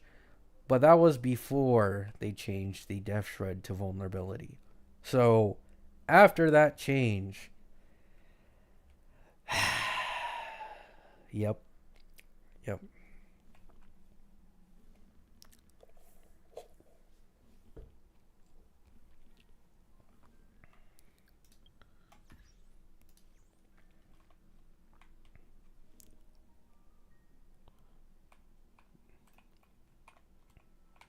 That video of you not getting Cypher is funny. Yeah. I don't know, man. I don't know. Maybe this is all for nothing though. Maybe she will get insane changes in V3, right? She is the first character in quite a while, I think, to get like a full kit change in V2. So this does show that Hoyo is like very focused on her kit and trying to make it like as optimal as possible. Because I will give them the benefit of the doubt. Damage record has the possibility of being easily the most broken thing in the entirety of the game. But I just need them to just fire whoever the fuck decided to nerf her in V2.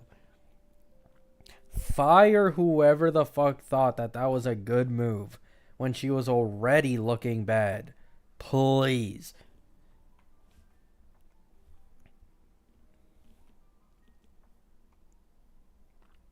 Why don't you have Seal Slammer pet? Because Tuspier is better.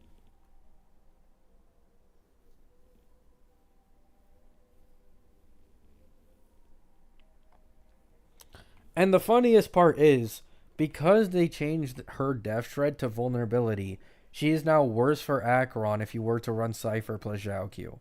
Because you're kind of like getting a little too much vulnerability, and you're getting like not the greatest returns. Like the defense shred plus Zhao Q vulnerability combo was pretty strong, but like her overall amping ability got nerfed alongside a Zhao Q for Acheron. And the defense shred change, once again, makes her weaker for Fei Xiao too, I'm pretty sure. If you have an S1 Fei Xiao and you had like Cypher, I'm pretty sure you could hit like 100% defense shred or something.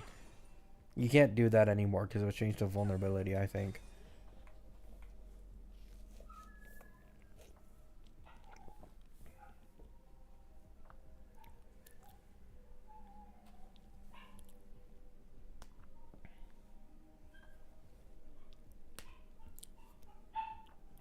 I think it's crazy how the HSR devs are still holding Acheron back. I mean, yeah.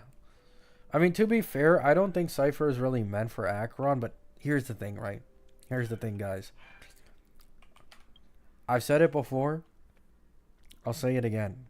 We all know, okay? We all know why Acheron is not getting another Zhao Q level Nihility support. We all know why. And may I add that a patch after Cypher, we are likely getting the Harmony rerun. A certain Harmony who is very good for E2 Acheron. That's all I'm going to say.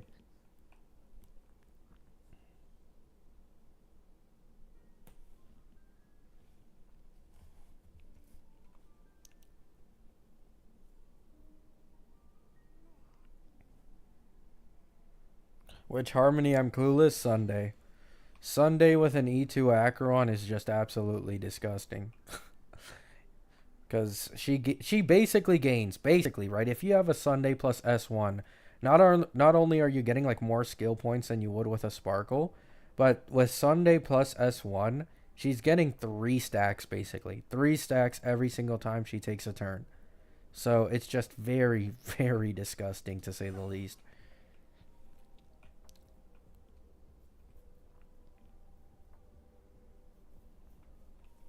Like, I want you guys to know my current E2S1 Acheron with an E0 Robin, no light cone. So there is insane ult downtime for this Robin. Was able to 0 cycle the first side of Flame Reaver and 3 cycle the second side. It could have been a 2. This is with sustain, by the way. It could have been a 2, but I just don't know how to play her that optimally. But that goes to show you this bricked ass fucking support for her. No Zhao Q either. And she is that strong.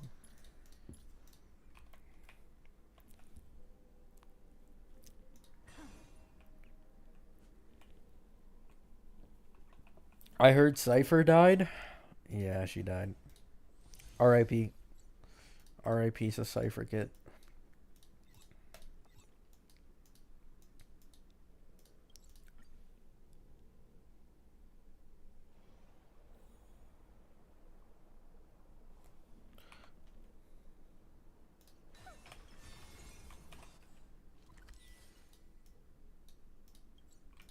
Oh, I missed a chest here? Really?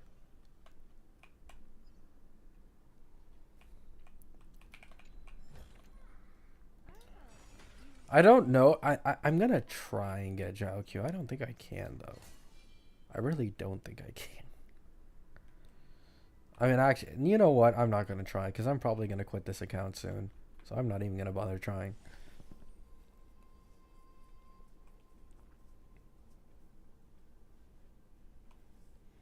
That E2 basically causes Hoyo to butcher any future Nihility units, and it's actually so annoying. Yeah.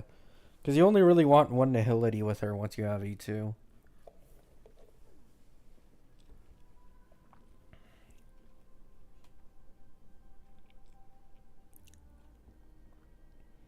That E2 Aggron was just a waste? I mean, not really. E2S1, like, having two E2S1 Emanators is still really good. And even if I'm not able to get Zhao Q, like, theoretically, if I were to get, like, Sunday, you know what I'm saying?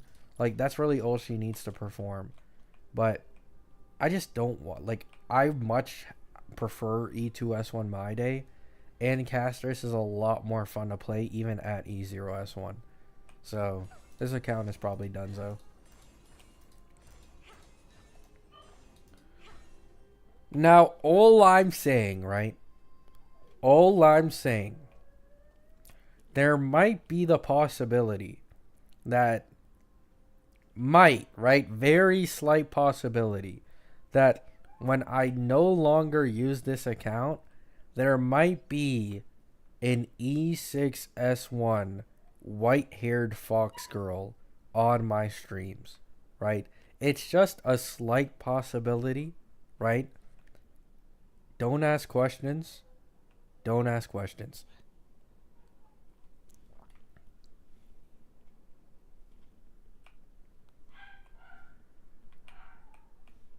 Make a raffle? I don't think I could.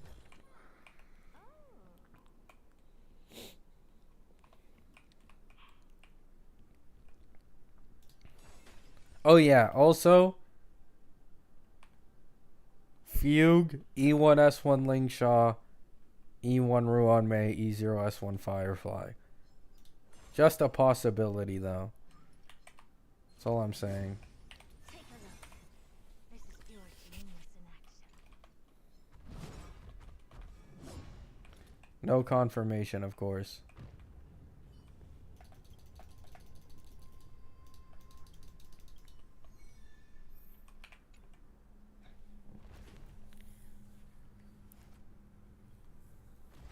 Bro, quitting when you have two E2s.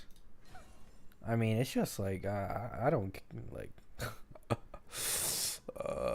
I don't really enjoy playing either of these characters all too much. I mean, Acheron.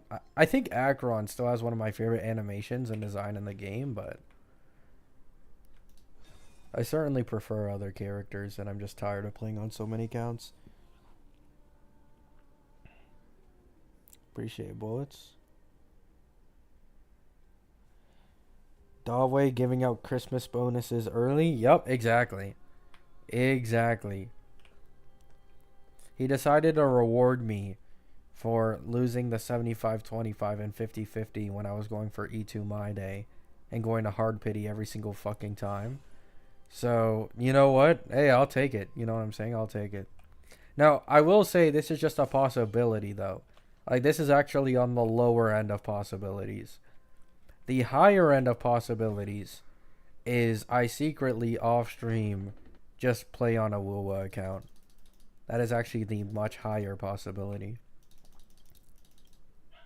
Because I'm just sick of running 3 HSR accounts at the same time. The thing is, though, you know, it looked like such a steal that I'm considering it. It's the only reason.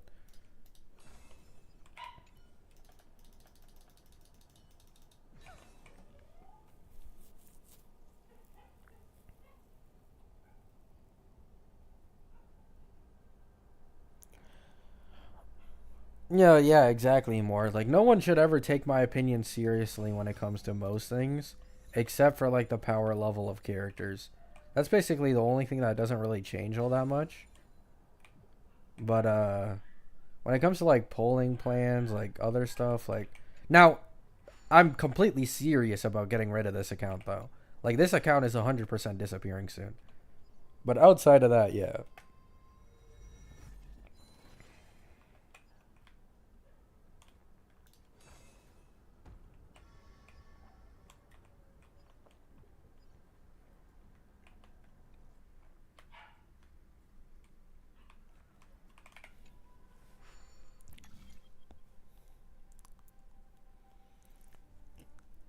Why are you playing on it then? I don't know. I'm bored. I mean, what do you want me to do? Nothing on stream?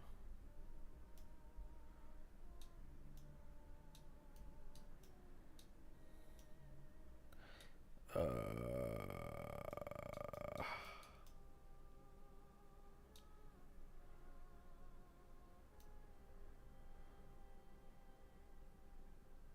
uh,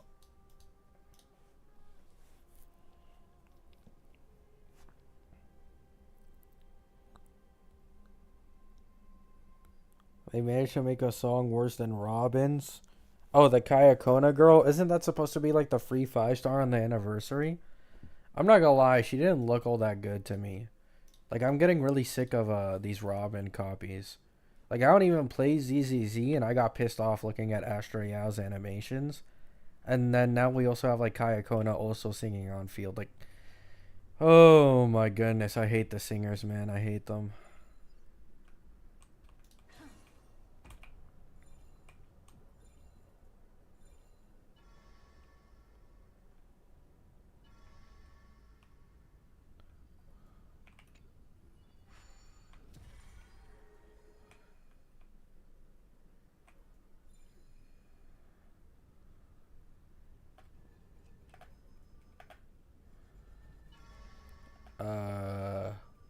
I guess.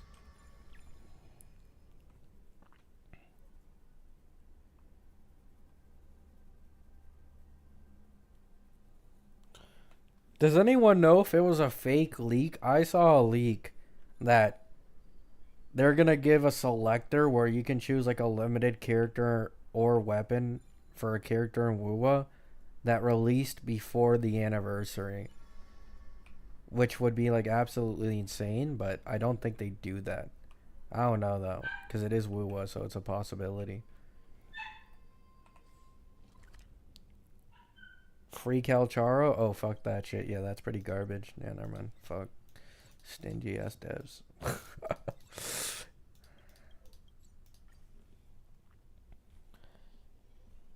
Well, Need some? tomorrow we'll know. Oh, okay. Then I'll be leaving. Yin Lin, Jian, or Yao? That sounds mid, man. That sounds mid.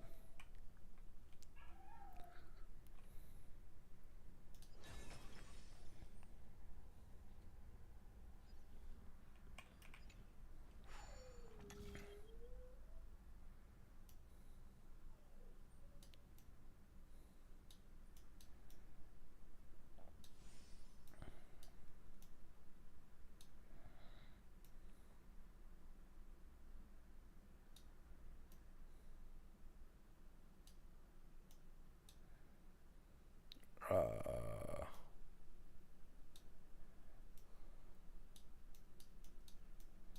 I'll just let it give me the timer thingy. Better than a standard banner selector at least? I mean, yeah, but it would be a lot cooler if they just. I mean, here's the thing, right? The power creep in Wuwa isn't really all that strong, so I feel like it'd be completely fine to make any of the limited characters free. Like making Yinlin, Jian, and Yao free is like kinda like you know what I'm saying? Like it's for sure better than what most other gachas would give. Maybe I'm just being greedy. But like you have Carlotta, Camellia, Jinshi, and I'm not sure if there's someone else. But like from what I've seen, those three DPSs are on like a similar level. So I don't think there'd be much of an issue giving them for free.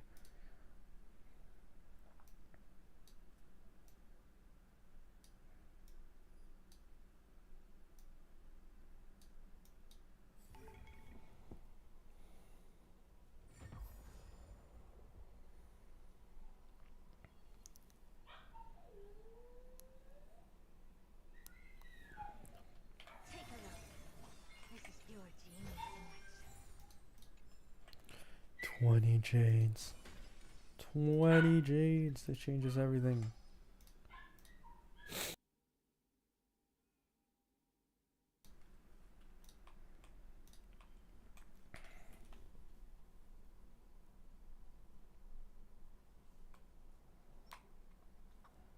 I don't care about Genshin Impact, man. Fuck Genshin Impact. It doesn't matter. Just because one game is ass doesn't mean that another game can be just as ass. I hate this argument.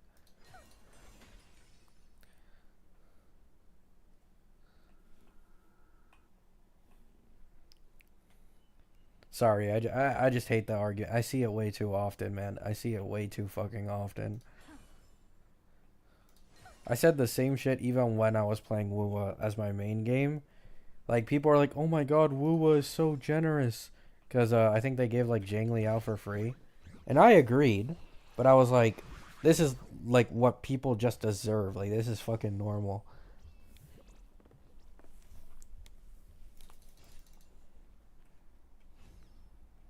Like, people's standards are so low from Hoyo games that they're happy with anything better.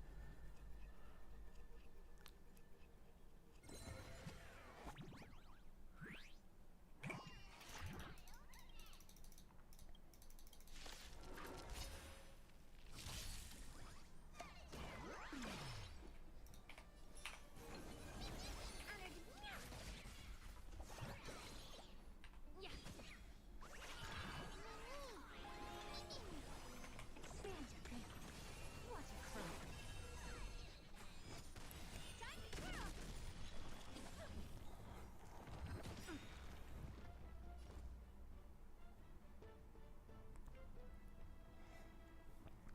Now, no, here's the thing, right? Here's the thing. This is just my opinion. I'm not going to say that this is like, most people will agree with me. I'd be happier getting less pulls per patch. Like, let's say in Lua, right? If we got like a selector for all previous limited characters from before the anniversary came. Like, being able to get a guaranteed character or guaranteed weapon just like that is way more valuable to me than an extra 10 pulls a patch. Like, it's just so good just being able to guaranteed get something you want after dedicating so much time into the game. That's just my opinion, though, right? There's some people who would obviously prefer the pulls, especially if you have like better luck. Like, there's a lot of lucky people out there who get very early 5 stars, win every 50-50. But I do think that it would be so much cooler if they just let people choose whatever previous limited character.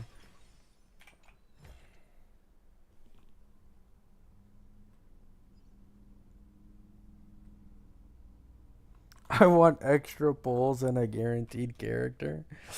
I don't even know how many pulls we was giving for the anniversary.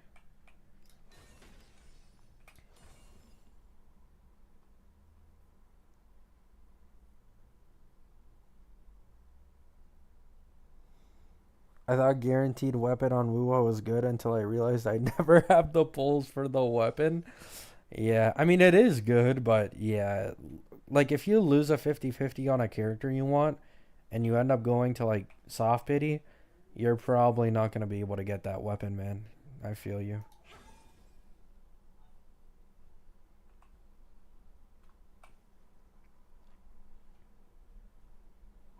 Nice, Walrus. I saw some motherfuckers say they don't want any gacha in a gacha game. Make that make sense?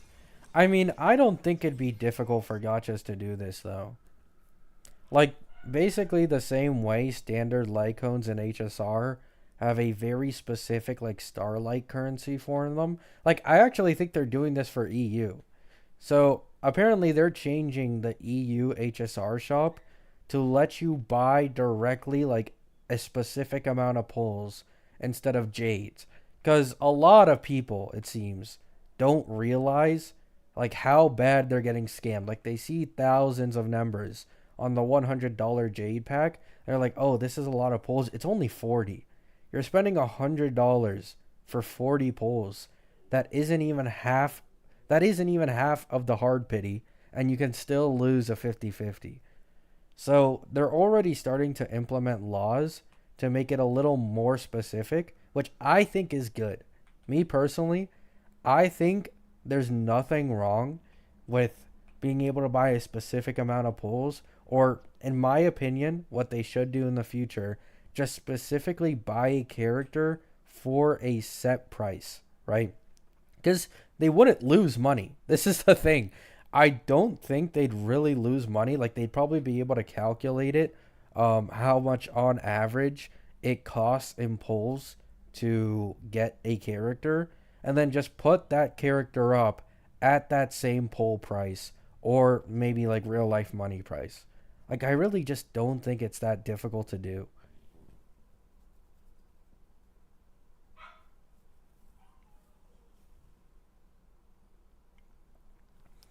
Yeah, like, it's such a fucking scam, man. Like, this is why, like, I always say, man, buying direct Jades in this game, unless, like, the only time, in my opinion, and even then it's a stretch, but it's obviously up to the person and what they want to do with their money. But the only time I personally feel like it's worth it to possibly spend money on this game is when it's the anniversary reset, and you can get, like, a lot of extra Jades from that, right? That's basically the only time, in my opinion.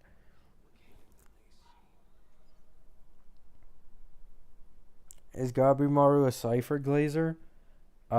Character wise, yes. Kit wise, fuck no. At least not right now. It's just terrible. I swear, it's always the characters with the best kit potential that get fucking butchered, man. Every time. It happened to Anoxa. It happens to Cypher. Fuck, man. I'm gonna start giving up. Like, if a character's kit looks like it has too good of potential, I'm gonna immediately assume that they just become shit whenever they release.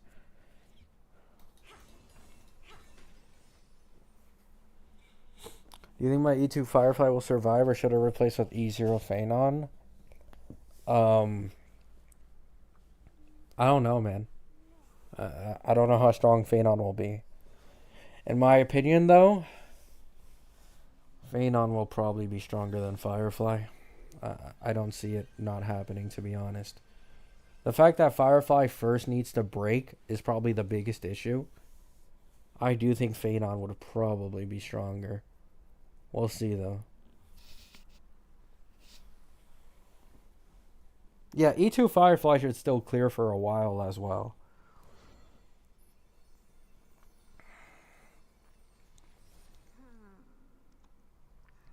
My day never got nerfed, Dark. My day never got nerfed. He was just ass since the beginning. Like, his kit didn't change from V1 and V2.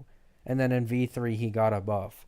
Cypher got a nerf within the first few hours of her V1, and then she got even further nerfed in her V2. She received two massive fucking nerfs. It's not really the same thing.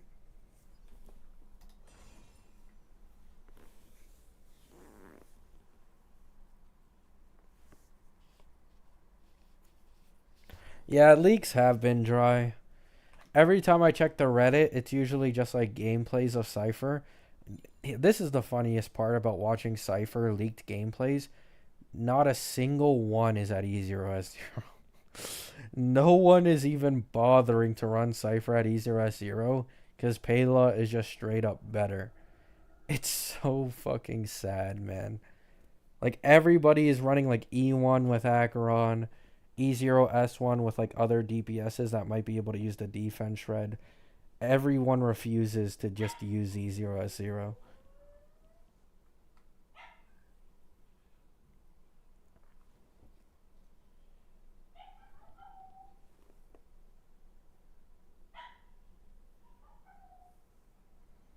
I don't know if the Anoxa and Cypher comp is good anymore.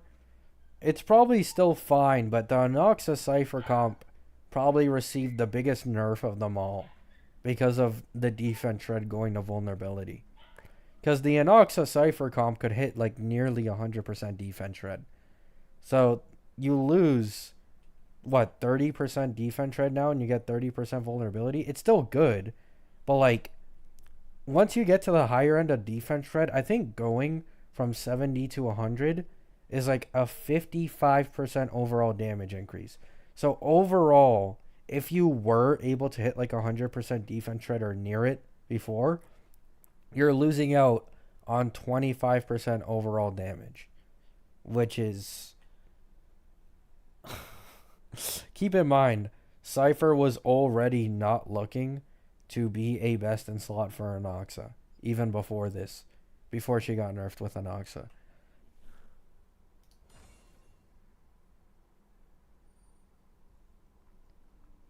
I think she'll get her E1 move to base kit. I do think that could save her. I do. Before she got these V2 nerfs, when people said the same thing, I thought it was too broken. But now, I think she actually does need the E1 in her base kit to actually be worth pulling on.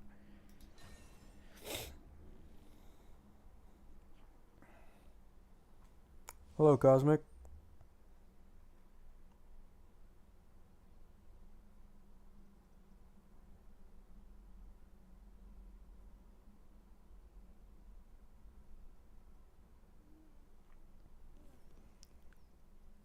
My Castris is saving my life right now. Yeah, Castris is really fun, man.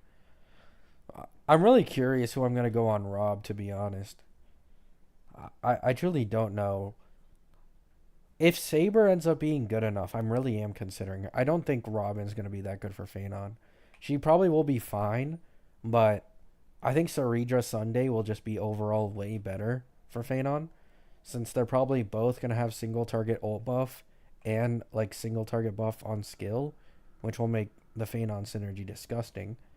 But if Saber has like E1 S1 Robin as a first or second best in slot with like another pair up, I'd gladly pull for her. Gladly.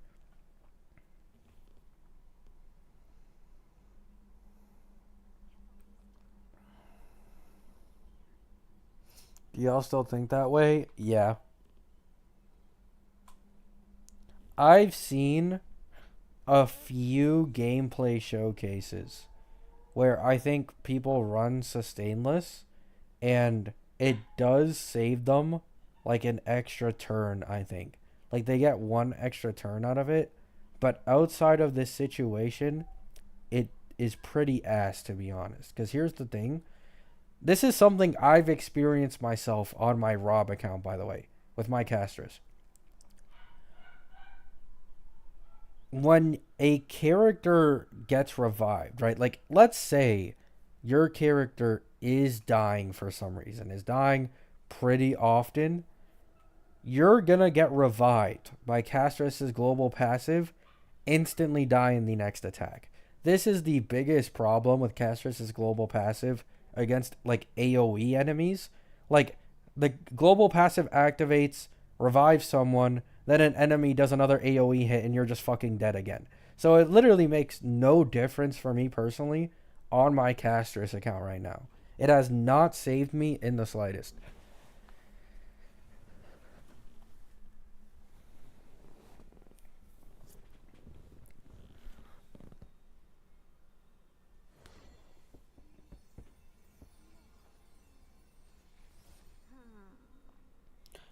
Yeah, like that's another thing. Like it's pretty RNG based. Like let's say you do just have a very unlucky run and that's why like one or two characters died. Like if you could just retry, play differently and then it's done. You know what I'm saying? I really do think it's just not that much of an issue currently, like at all. I'll say the bigger issue that not enough people are talking about is how bad Aventurine is getting fucked over currently in like any shielding characters. Like we're starting to get enemies that just completely ignore shields, which is just so like dumb. You know what I'm saying? Like getting enemies that can ignore shields completely is a different level of like enemy power creep. Like at some point Aventurine is just going to be garbage.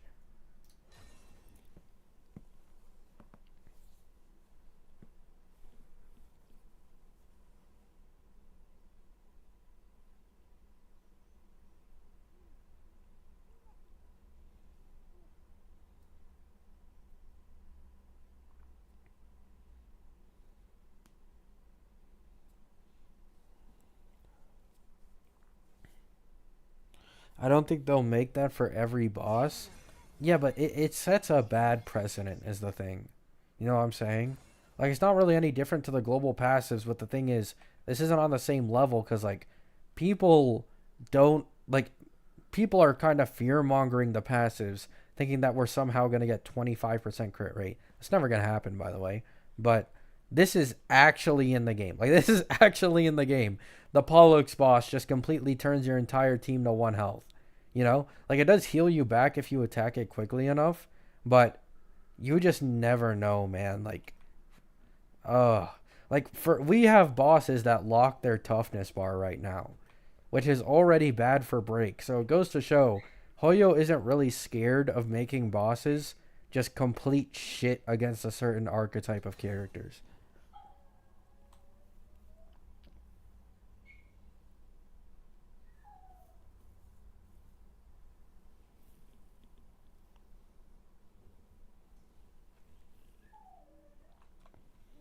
Not every character is for every boss. It's a sustain, man. Like, I don't think you want to. This isn't a DPS. This is a sustain, man. Like, Ling Sha literally is meant for basically every single boss. Like, how can you say that?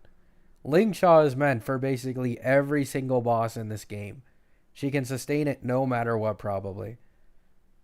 And she's insanely good in APOC. Like, there are sustains who do this.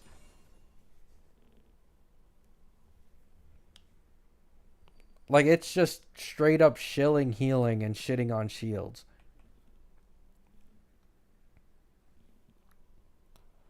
My Ling Sha gets cooked by Swarm sometimes? Really?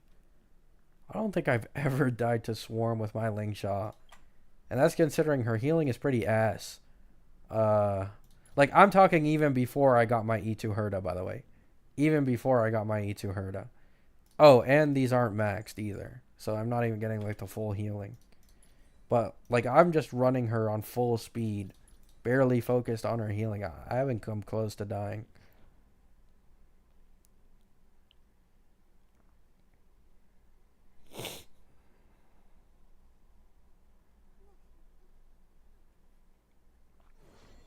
Hyacine is better if you're using her in a comp that doesn't use that many skill points. Because then she can do a lot of damage.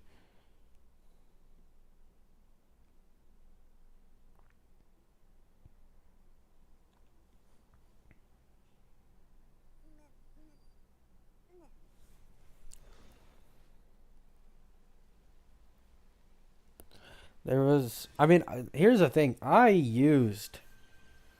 remember, like, not this MOC, but the 3.0 MOC that introduced, like, the Nikador boss for, like, Aglaya and, like, the Swarm side on the first one.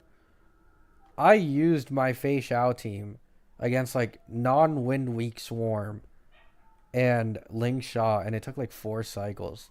And I don't remember coming close to dying. So maybe it's just different. Like, maybe are you guys talking about maybe the APOC one? I don't know.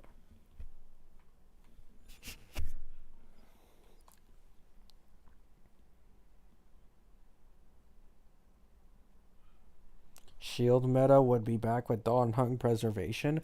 The thing is, Dawn Hung could not be shielder, though. Like, I don't see enough people considering this, but, like, he could straight up not be a shielder. Especially since we're getting certain enemies that just ignore shields. He could be similar to Fu Xuan, where he has a shit ton of damage reduction, and usually he taunts himself, he gets attacked. Like, basically like that. And then, like, he heals, like, your allies and stuff.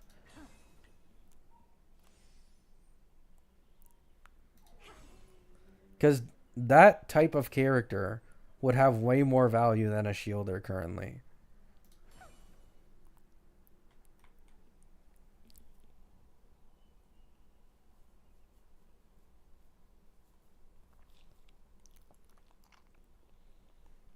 Watch him increase max HP instead of giving a shield.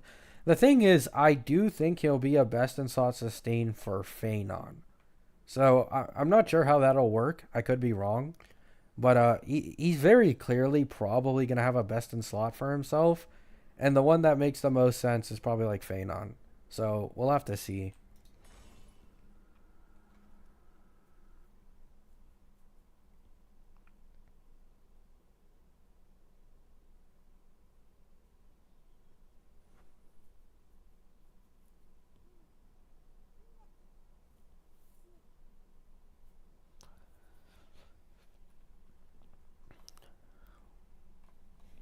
But yeah, the leaks have been pretty dry lately. I myself have been pretty dry with this game, man. I'm so sick of playing so many accounts. The the feeling of having an E2S1 Herda and E2S1 Acheron has kind of faded when playing so many accounts at once. And if I can be completely honest, E2S1 My Day is so goddamn disgusting that it just it doesn't feel the same playing anyone else.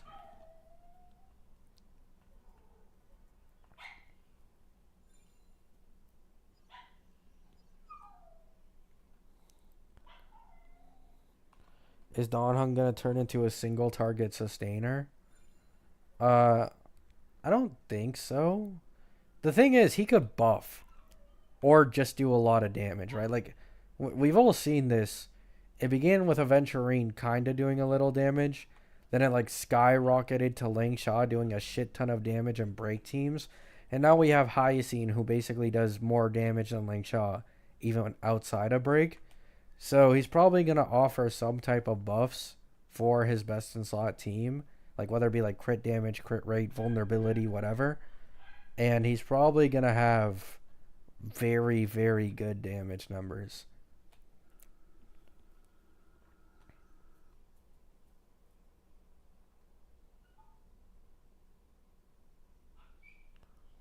Bro is burnt out. I'm not burnt out. Okay, here's the thing. I still enjoy playing this game. Like, every day, like, let's say there's a new event, there's a new patch.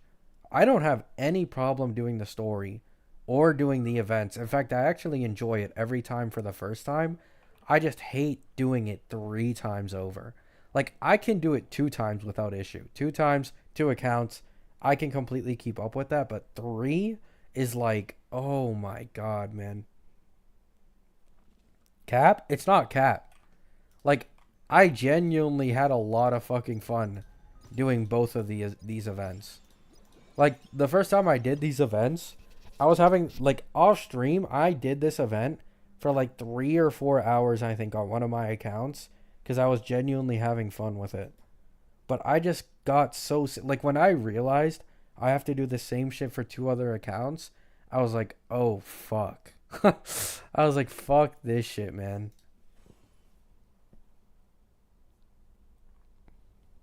And stop playing 3 accounts. I mean, it's not like I said that half an hour ago. It's not like I said I'm gonna quit this account. I've never seen you stream it unless it refreshes. Stream what? I wasn't here? Oh. Half an hour ago, I was talking about how I'm gonna quit this account. Are you sure you weren't here? I swear you were.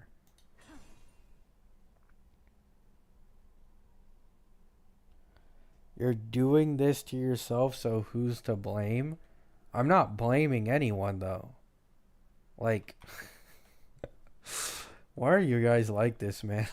I'm not blaming anyone. Like, I'm fully aware that this is my own fault. I'm just saying I'm gonna quit it because I'm sick of it. Like, I know it's my fault.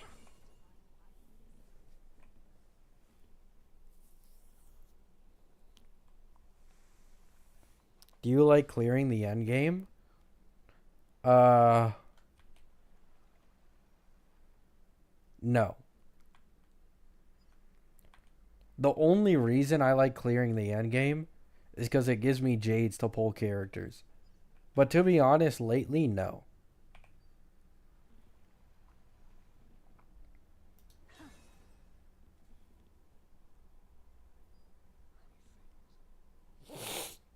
Do you honestly think Caster's E2 is worth it? because I'm contemplating getting it. You know that one Zhaoq meme? Like that the Acheron main subreddit made, like that copy pasta? About like, oh, you don't want to pull Zhaoq now, gun to your head or whatever. I'm gonna have to make one for E2 casters people who are like, oh, is it worth it if you can afford it? Yes, it's worth it, guys. Yes. Okay. Yes.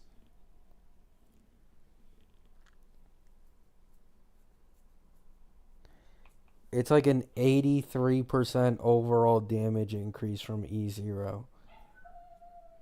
It is worse than some of the other DPS. Actually, no, I think it's better than Aglaya's.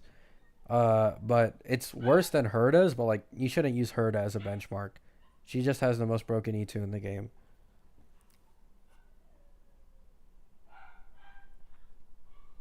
84 from E0 to E2 if you play her correctly, yes.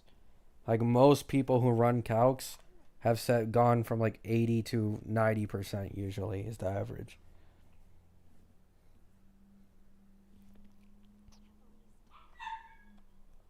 I've literally seen multiple gameplays myself of E0 versus E2 Castris, and pretty consistently the dragon just does double the amount of damage. Like almost every single time. Just does double the amount of damage. I think the reason it isn't 100% though is because obviously you're not constantly exploding the dragon. So like Castris' own turns I don't think receive that much of a buff. I think it's mainly just for the dragon. So that's why it isn't 100%. But like the dragon, I'm pretty sure does do like double the damage with E2. Didn't My Day have the best E2 in HSR? No. Herda does.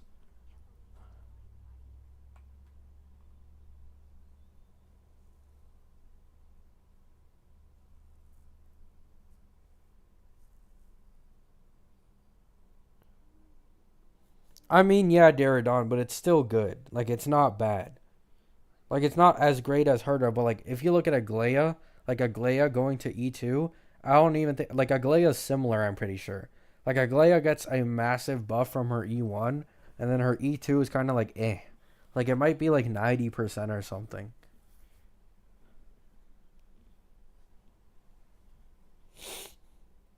No, yeah, My Day has the most broken E6 in the game. He just doesn't have the most broken E2.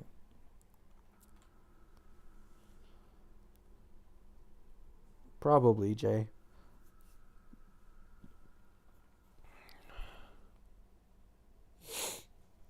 Quick stream pull E2 Castris. I can't. Rob just doesn't have the pulls for it. Like, people don't understand. I got so unlucky on Rob. Like, even though Rob got a lot of earlies, he's just been on an insane 50-50 loss streak. And E1 Tribby putting me down like 240 pulls just got rid of most of my new player funds. So I like couldn't I probably couldn't even get E1 casters if I wanted to. Like it's that cooked. This act doesn't have Tribby? Yeah, it lost a 50-50 on this account for Tribby. Used the guarantee for My Day. And yeah.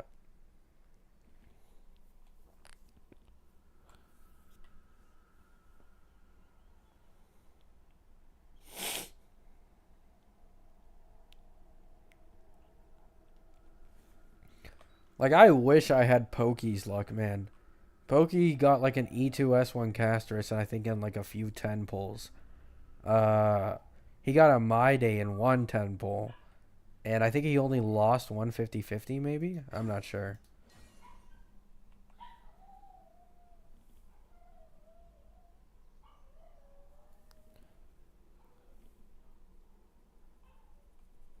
Yeah, Mr. Pokey Luck was diabolical.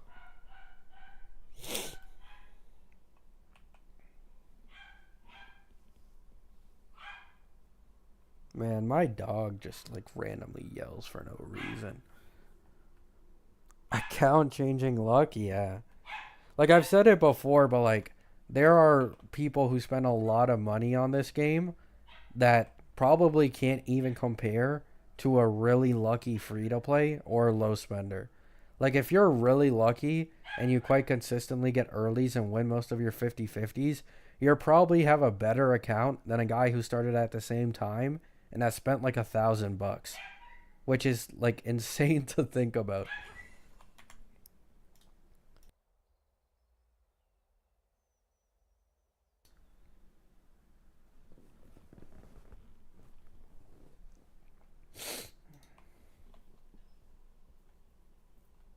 We can hear the dog. I know. That's why I'm mentioning it.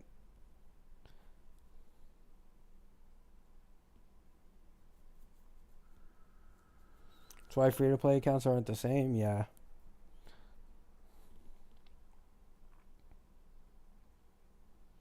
I know he's been barking for a long time now, guys. I'm aware. He just does it because he's annoying. He has an insane attachment to what's it called? My grandma, cuz it's her dog. She's never like bothered to teach him anything. Uh the few times I've been left alone with the dog, I've trained him and shit. Like it only took me like less than a month to get him under control and like actually listen. But my grandma just completely spoils his ass every time she comes back. So he ends up being like this and fucking crying 24/7 the second she leaves. It's so annoying. It's why I have so many sleeping issues. He just randomly barks. What's the dog's name? Scooby. Feed your dog. His entire thing is full and his water thing is full. Like, what do you want me to feed him? Dog shit human food that's going to make him unhealthy?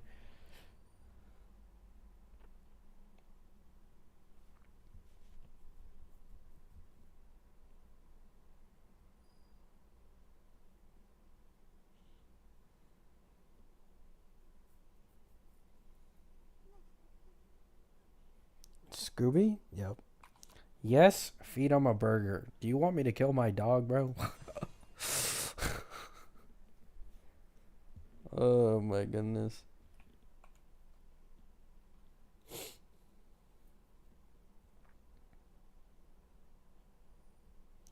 My dog likes going outside and just bark to make other dogs in the village bark back. They just be menaces like no, like my dog just does this to do it though. Like he doesn't do it to grab the attention of other dogs. He only does this whenever my grandma leaves because she isn't giving him like attention 24/7. So then he just start like literally the second like my grandma will be in the house, it'll be fine. The second she leaves, he'll instantly start barking like this, like instantly.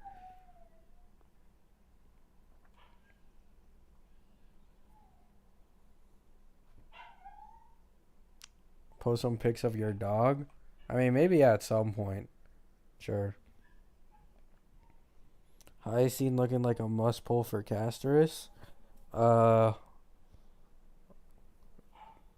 I mean, she's certainly a best in slot, but I don't know about must pull. I can't call anyone a must pull, man.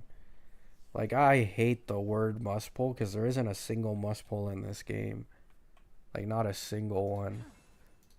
The closest you can get to a must pull in the game currently is like E1 Tribby. Well, that's like it.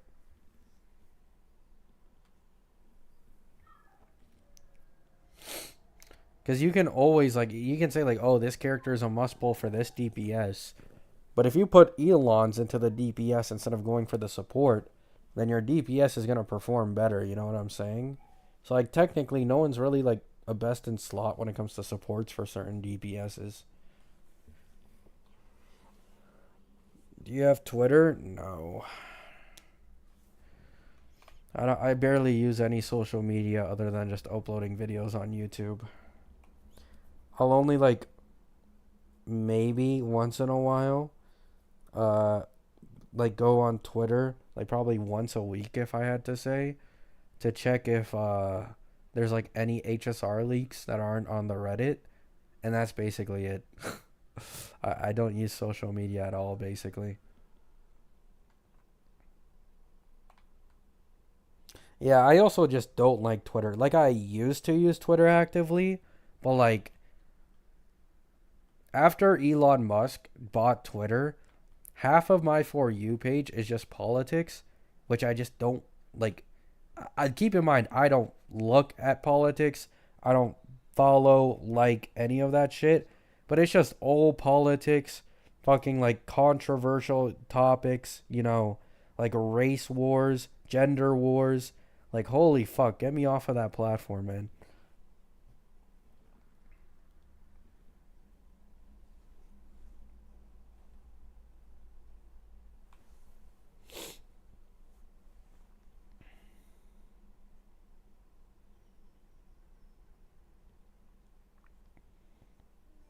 I mean, I wouldn't say that, TJ.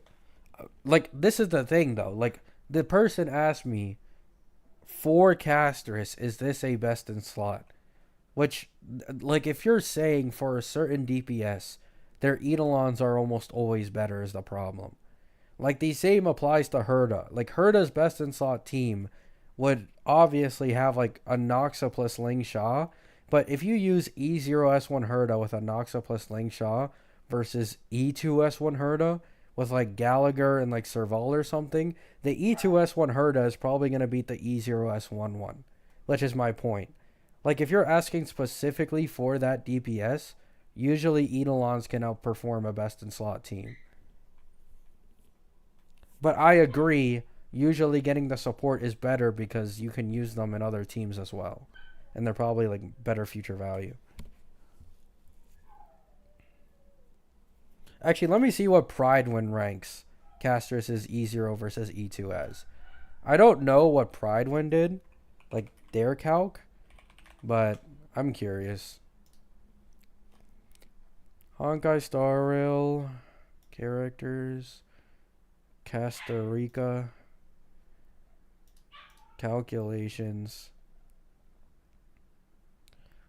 So they have E0 versus E2 at around the same, I think. Yeah. Yeah, they have it around the same. It's like an 80 something percent damage increase from E0 to E2. So yeah, Pride One has it the exact same. They have it as 86, I think. 86% overall damage increase for Castris at E2. Oh, never mind. That's single target. Okay. So in single target, it's an 86% damage increase. In 3 targets, it's a 90 plus percent damage increase. And in 5 target scenarios, it's an over 100% damage increase, according to Pridewin, for Castris E0 to E2.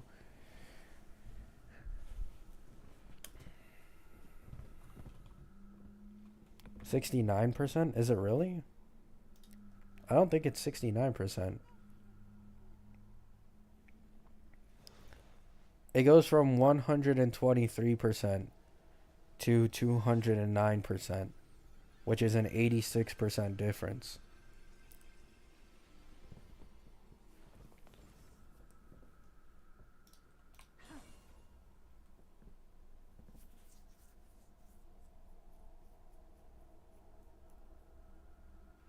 Is Casterus the GOAT? I mean, she is really strong. The fact... Okay, so I will say this. I just checked E0 since that's the E0. I mean, I don't know. But the thing about Castress is because, like, she can explode the dragon so often, she's actually one of the strongest single target characters in the game. If you're able to, like, optimally do it, especially with Hyacine. Like, once again, there's a video of her zero cycling the 5 million HP Hule at E0S1 with, like, a full E0S1 best in slot team. So, if you're able to constantly explode the dragon, she's actually a single target beast.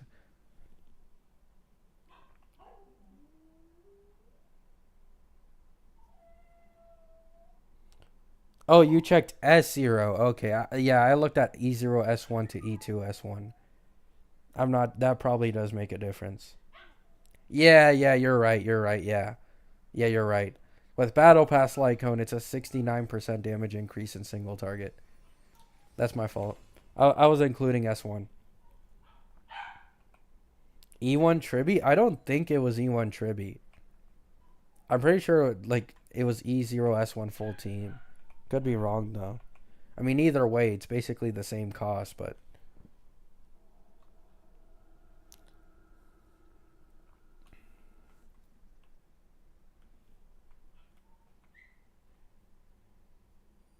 skipping who in 3.x will hurt my account the most?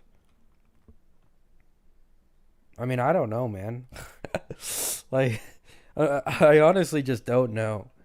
Like, Tribby looks really good right now. Saridra could possibly be better. We don't know anything about Saridra. Like, we have March, who's rumored to be a main DPS in 3.6. She could possibly be stronger than anyone else. I don't think there's any issue with skipping anyone. I've said this before, but like skipping characters in this game is really easy when you don't feel FOMO. Now the reason I say this is like some people feel FOMO because oh the newest character is the strongest. But if you were to just think about it, right? Think clearly for 2 seconds. If this new character is the strongest, probably a patch or two later, there's gonna be another character that is just as strong, if not stronger than them. So a lot of people get this FOMO without like actually thinking clearly and realizing like, hey, I'm not actually missing out on shit, right?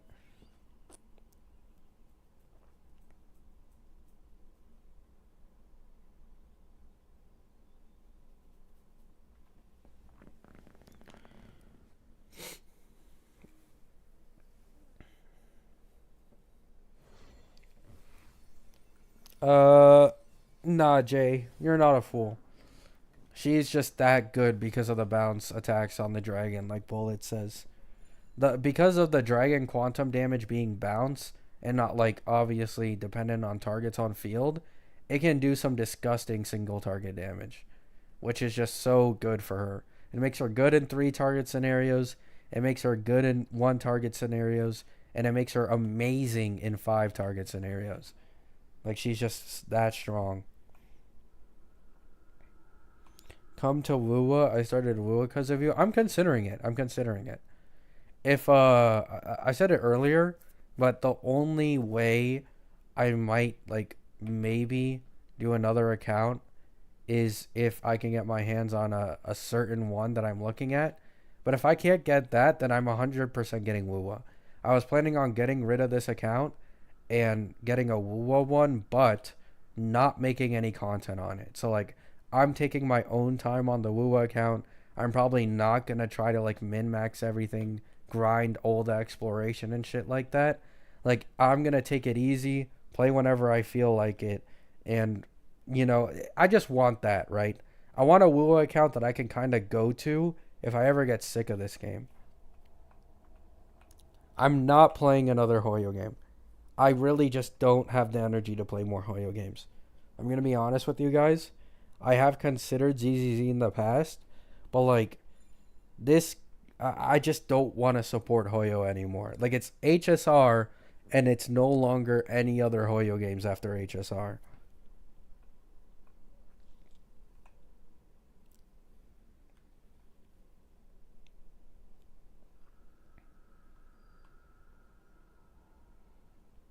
It's crazy how there is this many people watching and no likes on the video. I don't think likes really matter all that much though. So I'm fine. I don't care if people don't like my stuff. Like one, I'm still not monetized, so I don't really give a shit. And two, it just doesn't really matter to be honest.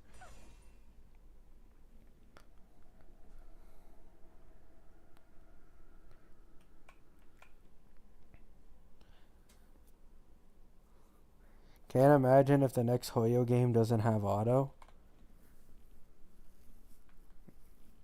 I mean, it'll probably. Okay, so there was like a weird leak like a few years ago that the next Hoyo game is gonna be like some simulator. Like, it's not supposed to be like character, like combat related, like all the shit they've been doing with like HSR, ZZZ, like all that. I remember it being like some weird, like normal AFK simulator, and I'm kind of confused on how that would go. But maybe they're just trying to capture a bunch of different markets. You know what I'm saying?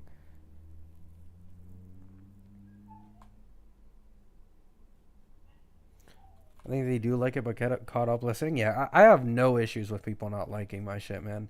I don't think it makes a difference. I do know that commenting makes a difference on videos, but I don't think likes and dislikes do all that much, except for like sponsorships. I think I've heard that sponsorships maybe, but I don't plan, at least for now, to ever take sponsorships, because it's like if I endorse something, it'll be of my own volition because I think it's good, not because I'm getting paid to do it.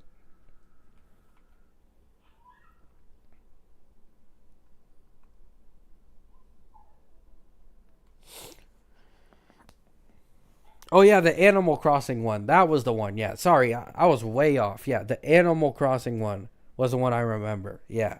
So like they're going in a completely different direction with some of their new games, it seems.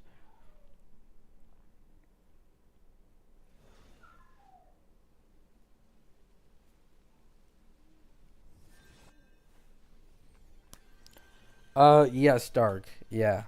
A lot of people are saying, "Oh, it doesn't make sense," but it does make sense. I can finally talk about it because it was mentioned at the end of this patch's story quest, but the reason why they aren't making March ice is because it isn't March. She is being like possessed or controlled by like another entity from Amphorius or some bullshit. So a lot of people before this patch's story quest came out were asking like, "Oh, why is it that March isn't going to be like ice because her whole entire thing is ice?" It's because it's not March. She is being fucking possessed.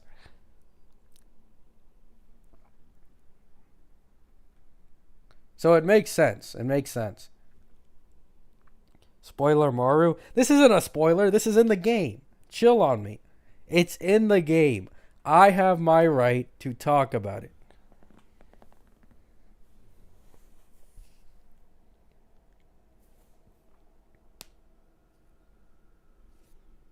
How is it in the game? Because it's at the end. Black Swan and I believe Himiko talk about it while being in the room with like March's body on the bed. They mention it.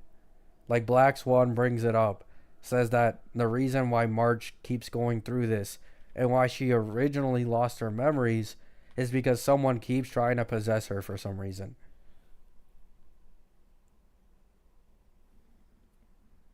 And that it's kind of conflicting with her memories and stuff.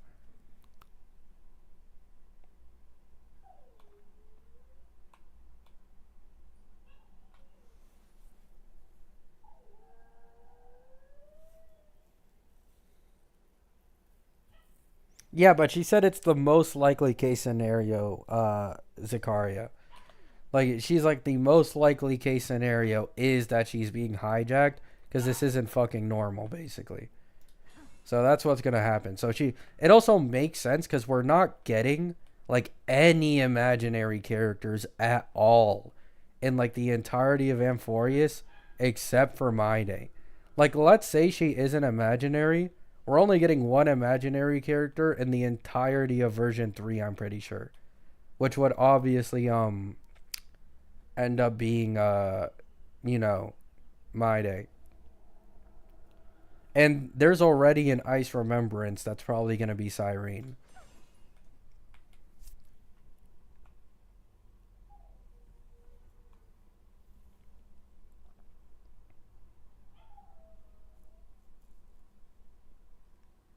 Yeah, like, it was like the little bit, like, when I was actually going through the story, I stopped to read the, like, conversation with Black Swan while they were in March's room. It's basically blatantly stated.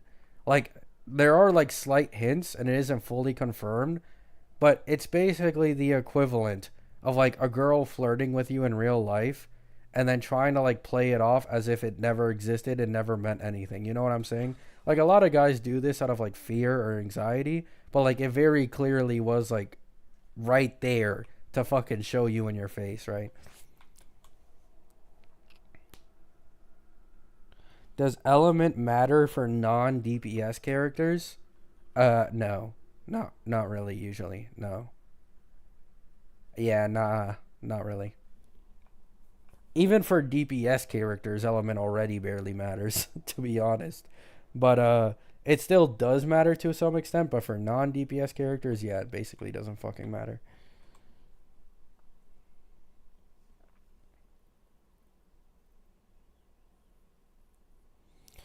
Gabi Maru, if I double bacon cheeseburgered everywhere, would you double bacon cheeseburger to double bacon cheeseburger? Are you okay, Jay? Oh, yeah. Yeah, the blacked out character is very clearly March, to be honest. Tell me how much fun you have going off element, and that's why you pull E1 Robin, guys. That's why you pull E1 Robin or you pull E1 Tribby. Changes everything.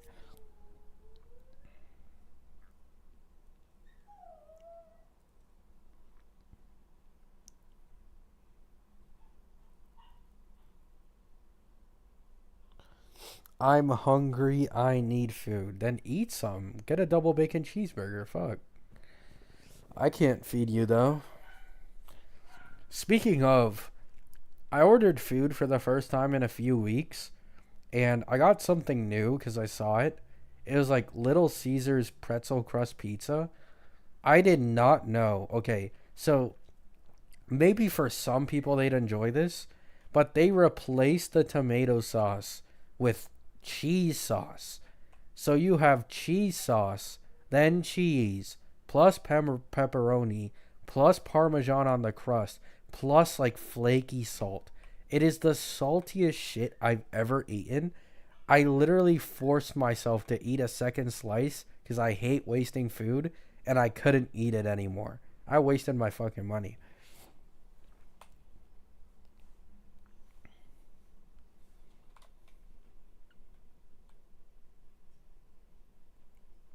Character's color doesn't equal to element. Yeah, I agree. A lot of people have been like on this for a while now. Like, just look at My Day, man.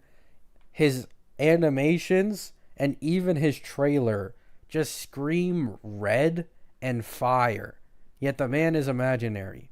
Like, imaginary is basically the be all element in this game, where it's like you can just do whatever the fuck and be considered imaginary. Cheese sauce? No, not Alfredo, guys. Not Alfredo. I like Alfredo pizza. This is not Alfredo. This is like yellow, I think, nacho cheese sauce. Like, it was so salty and not good. Like, it did not taste good.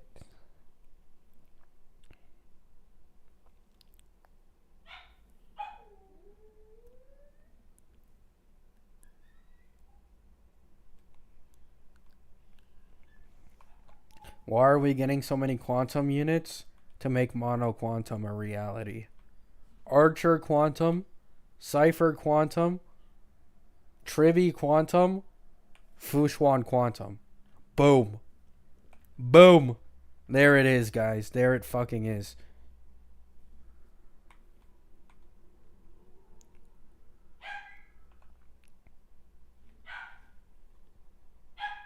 Silver Wolf buff? Yep, Silver Wolf buff will change everything. Mono Quantum is legit. Now, yeah, I'm not surprised if that team actually works. Now, you probably wouldn't want to use Fushuan if I had to guess. Unless Archer has some bullshit like Acheron. But instead of needing Nihilities, he needs Quantum characters. But, like, Cypher, if Archer ends up being a follow-up character, Cypher will probably be, like, pretty good with him.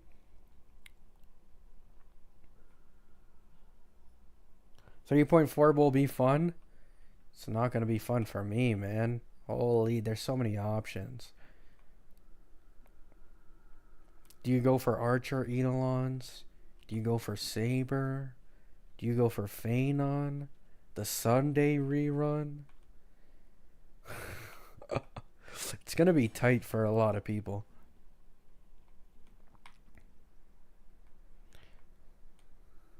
A lot of people are going to feel the fake collab FOMO because they're probably never going to rerun again.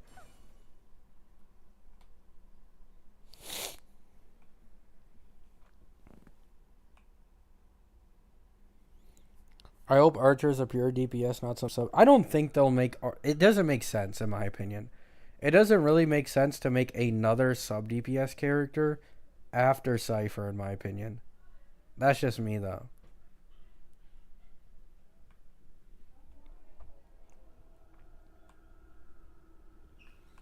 Alright, guys. I'm going to end the stream here. It was fun talking with you guys. All I've been doing is running around, to be honest, but I haven't streamed in like 2 or 3 days. So, just wanted to do a quick stream for you all. Hello, y'all. I'm going to go, eat. I haven't eaten all day. It's what? 4 in the afternoon.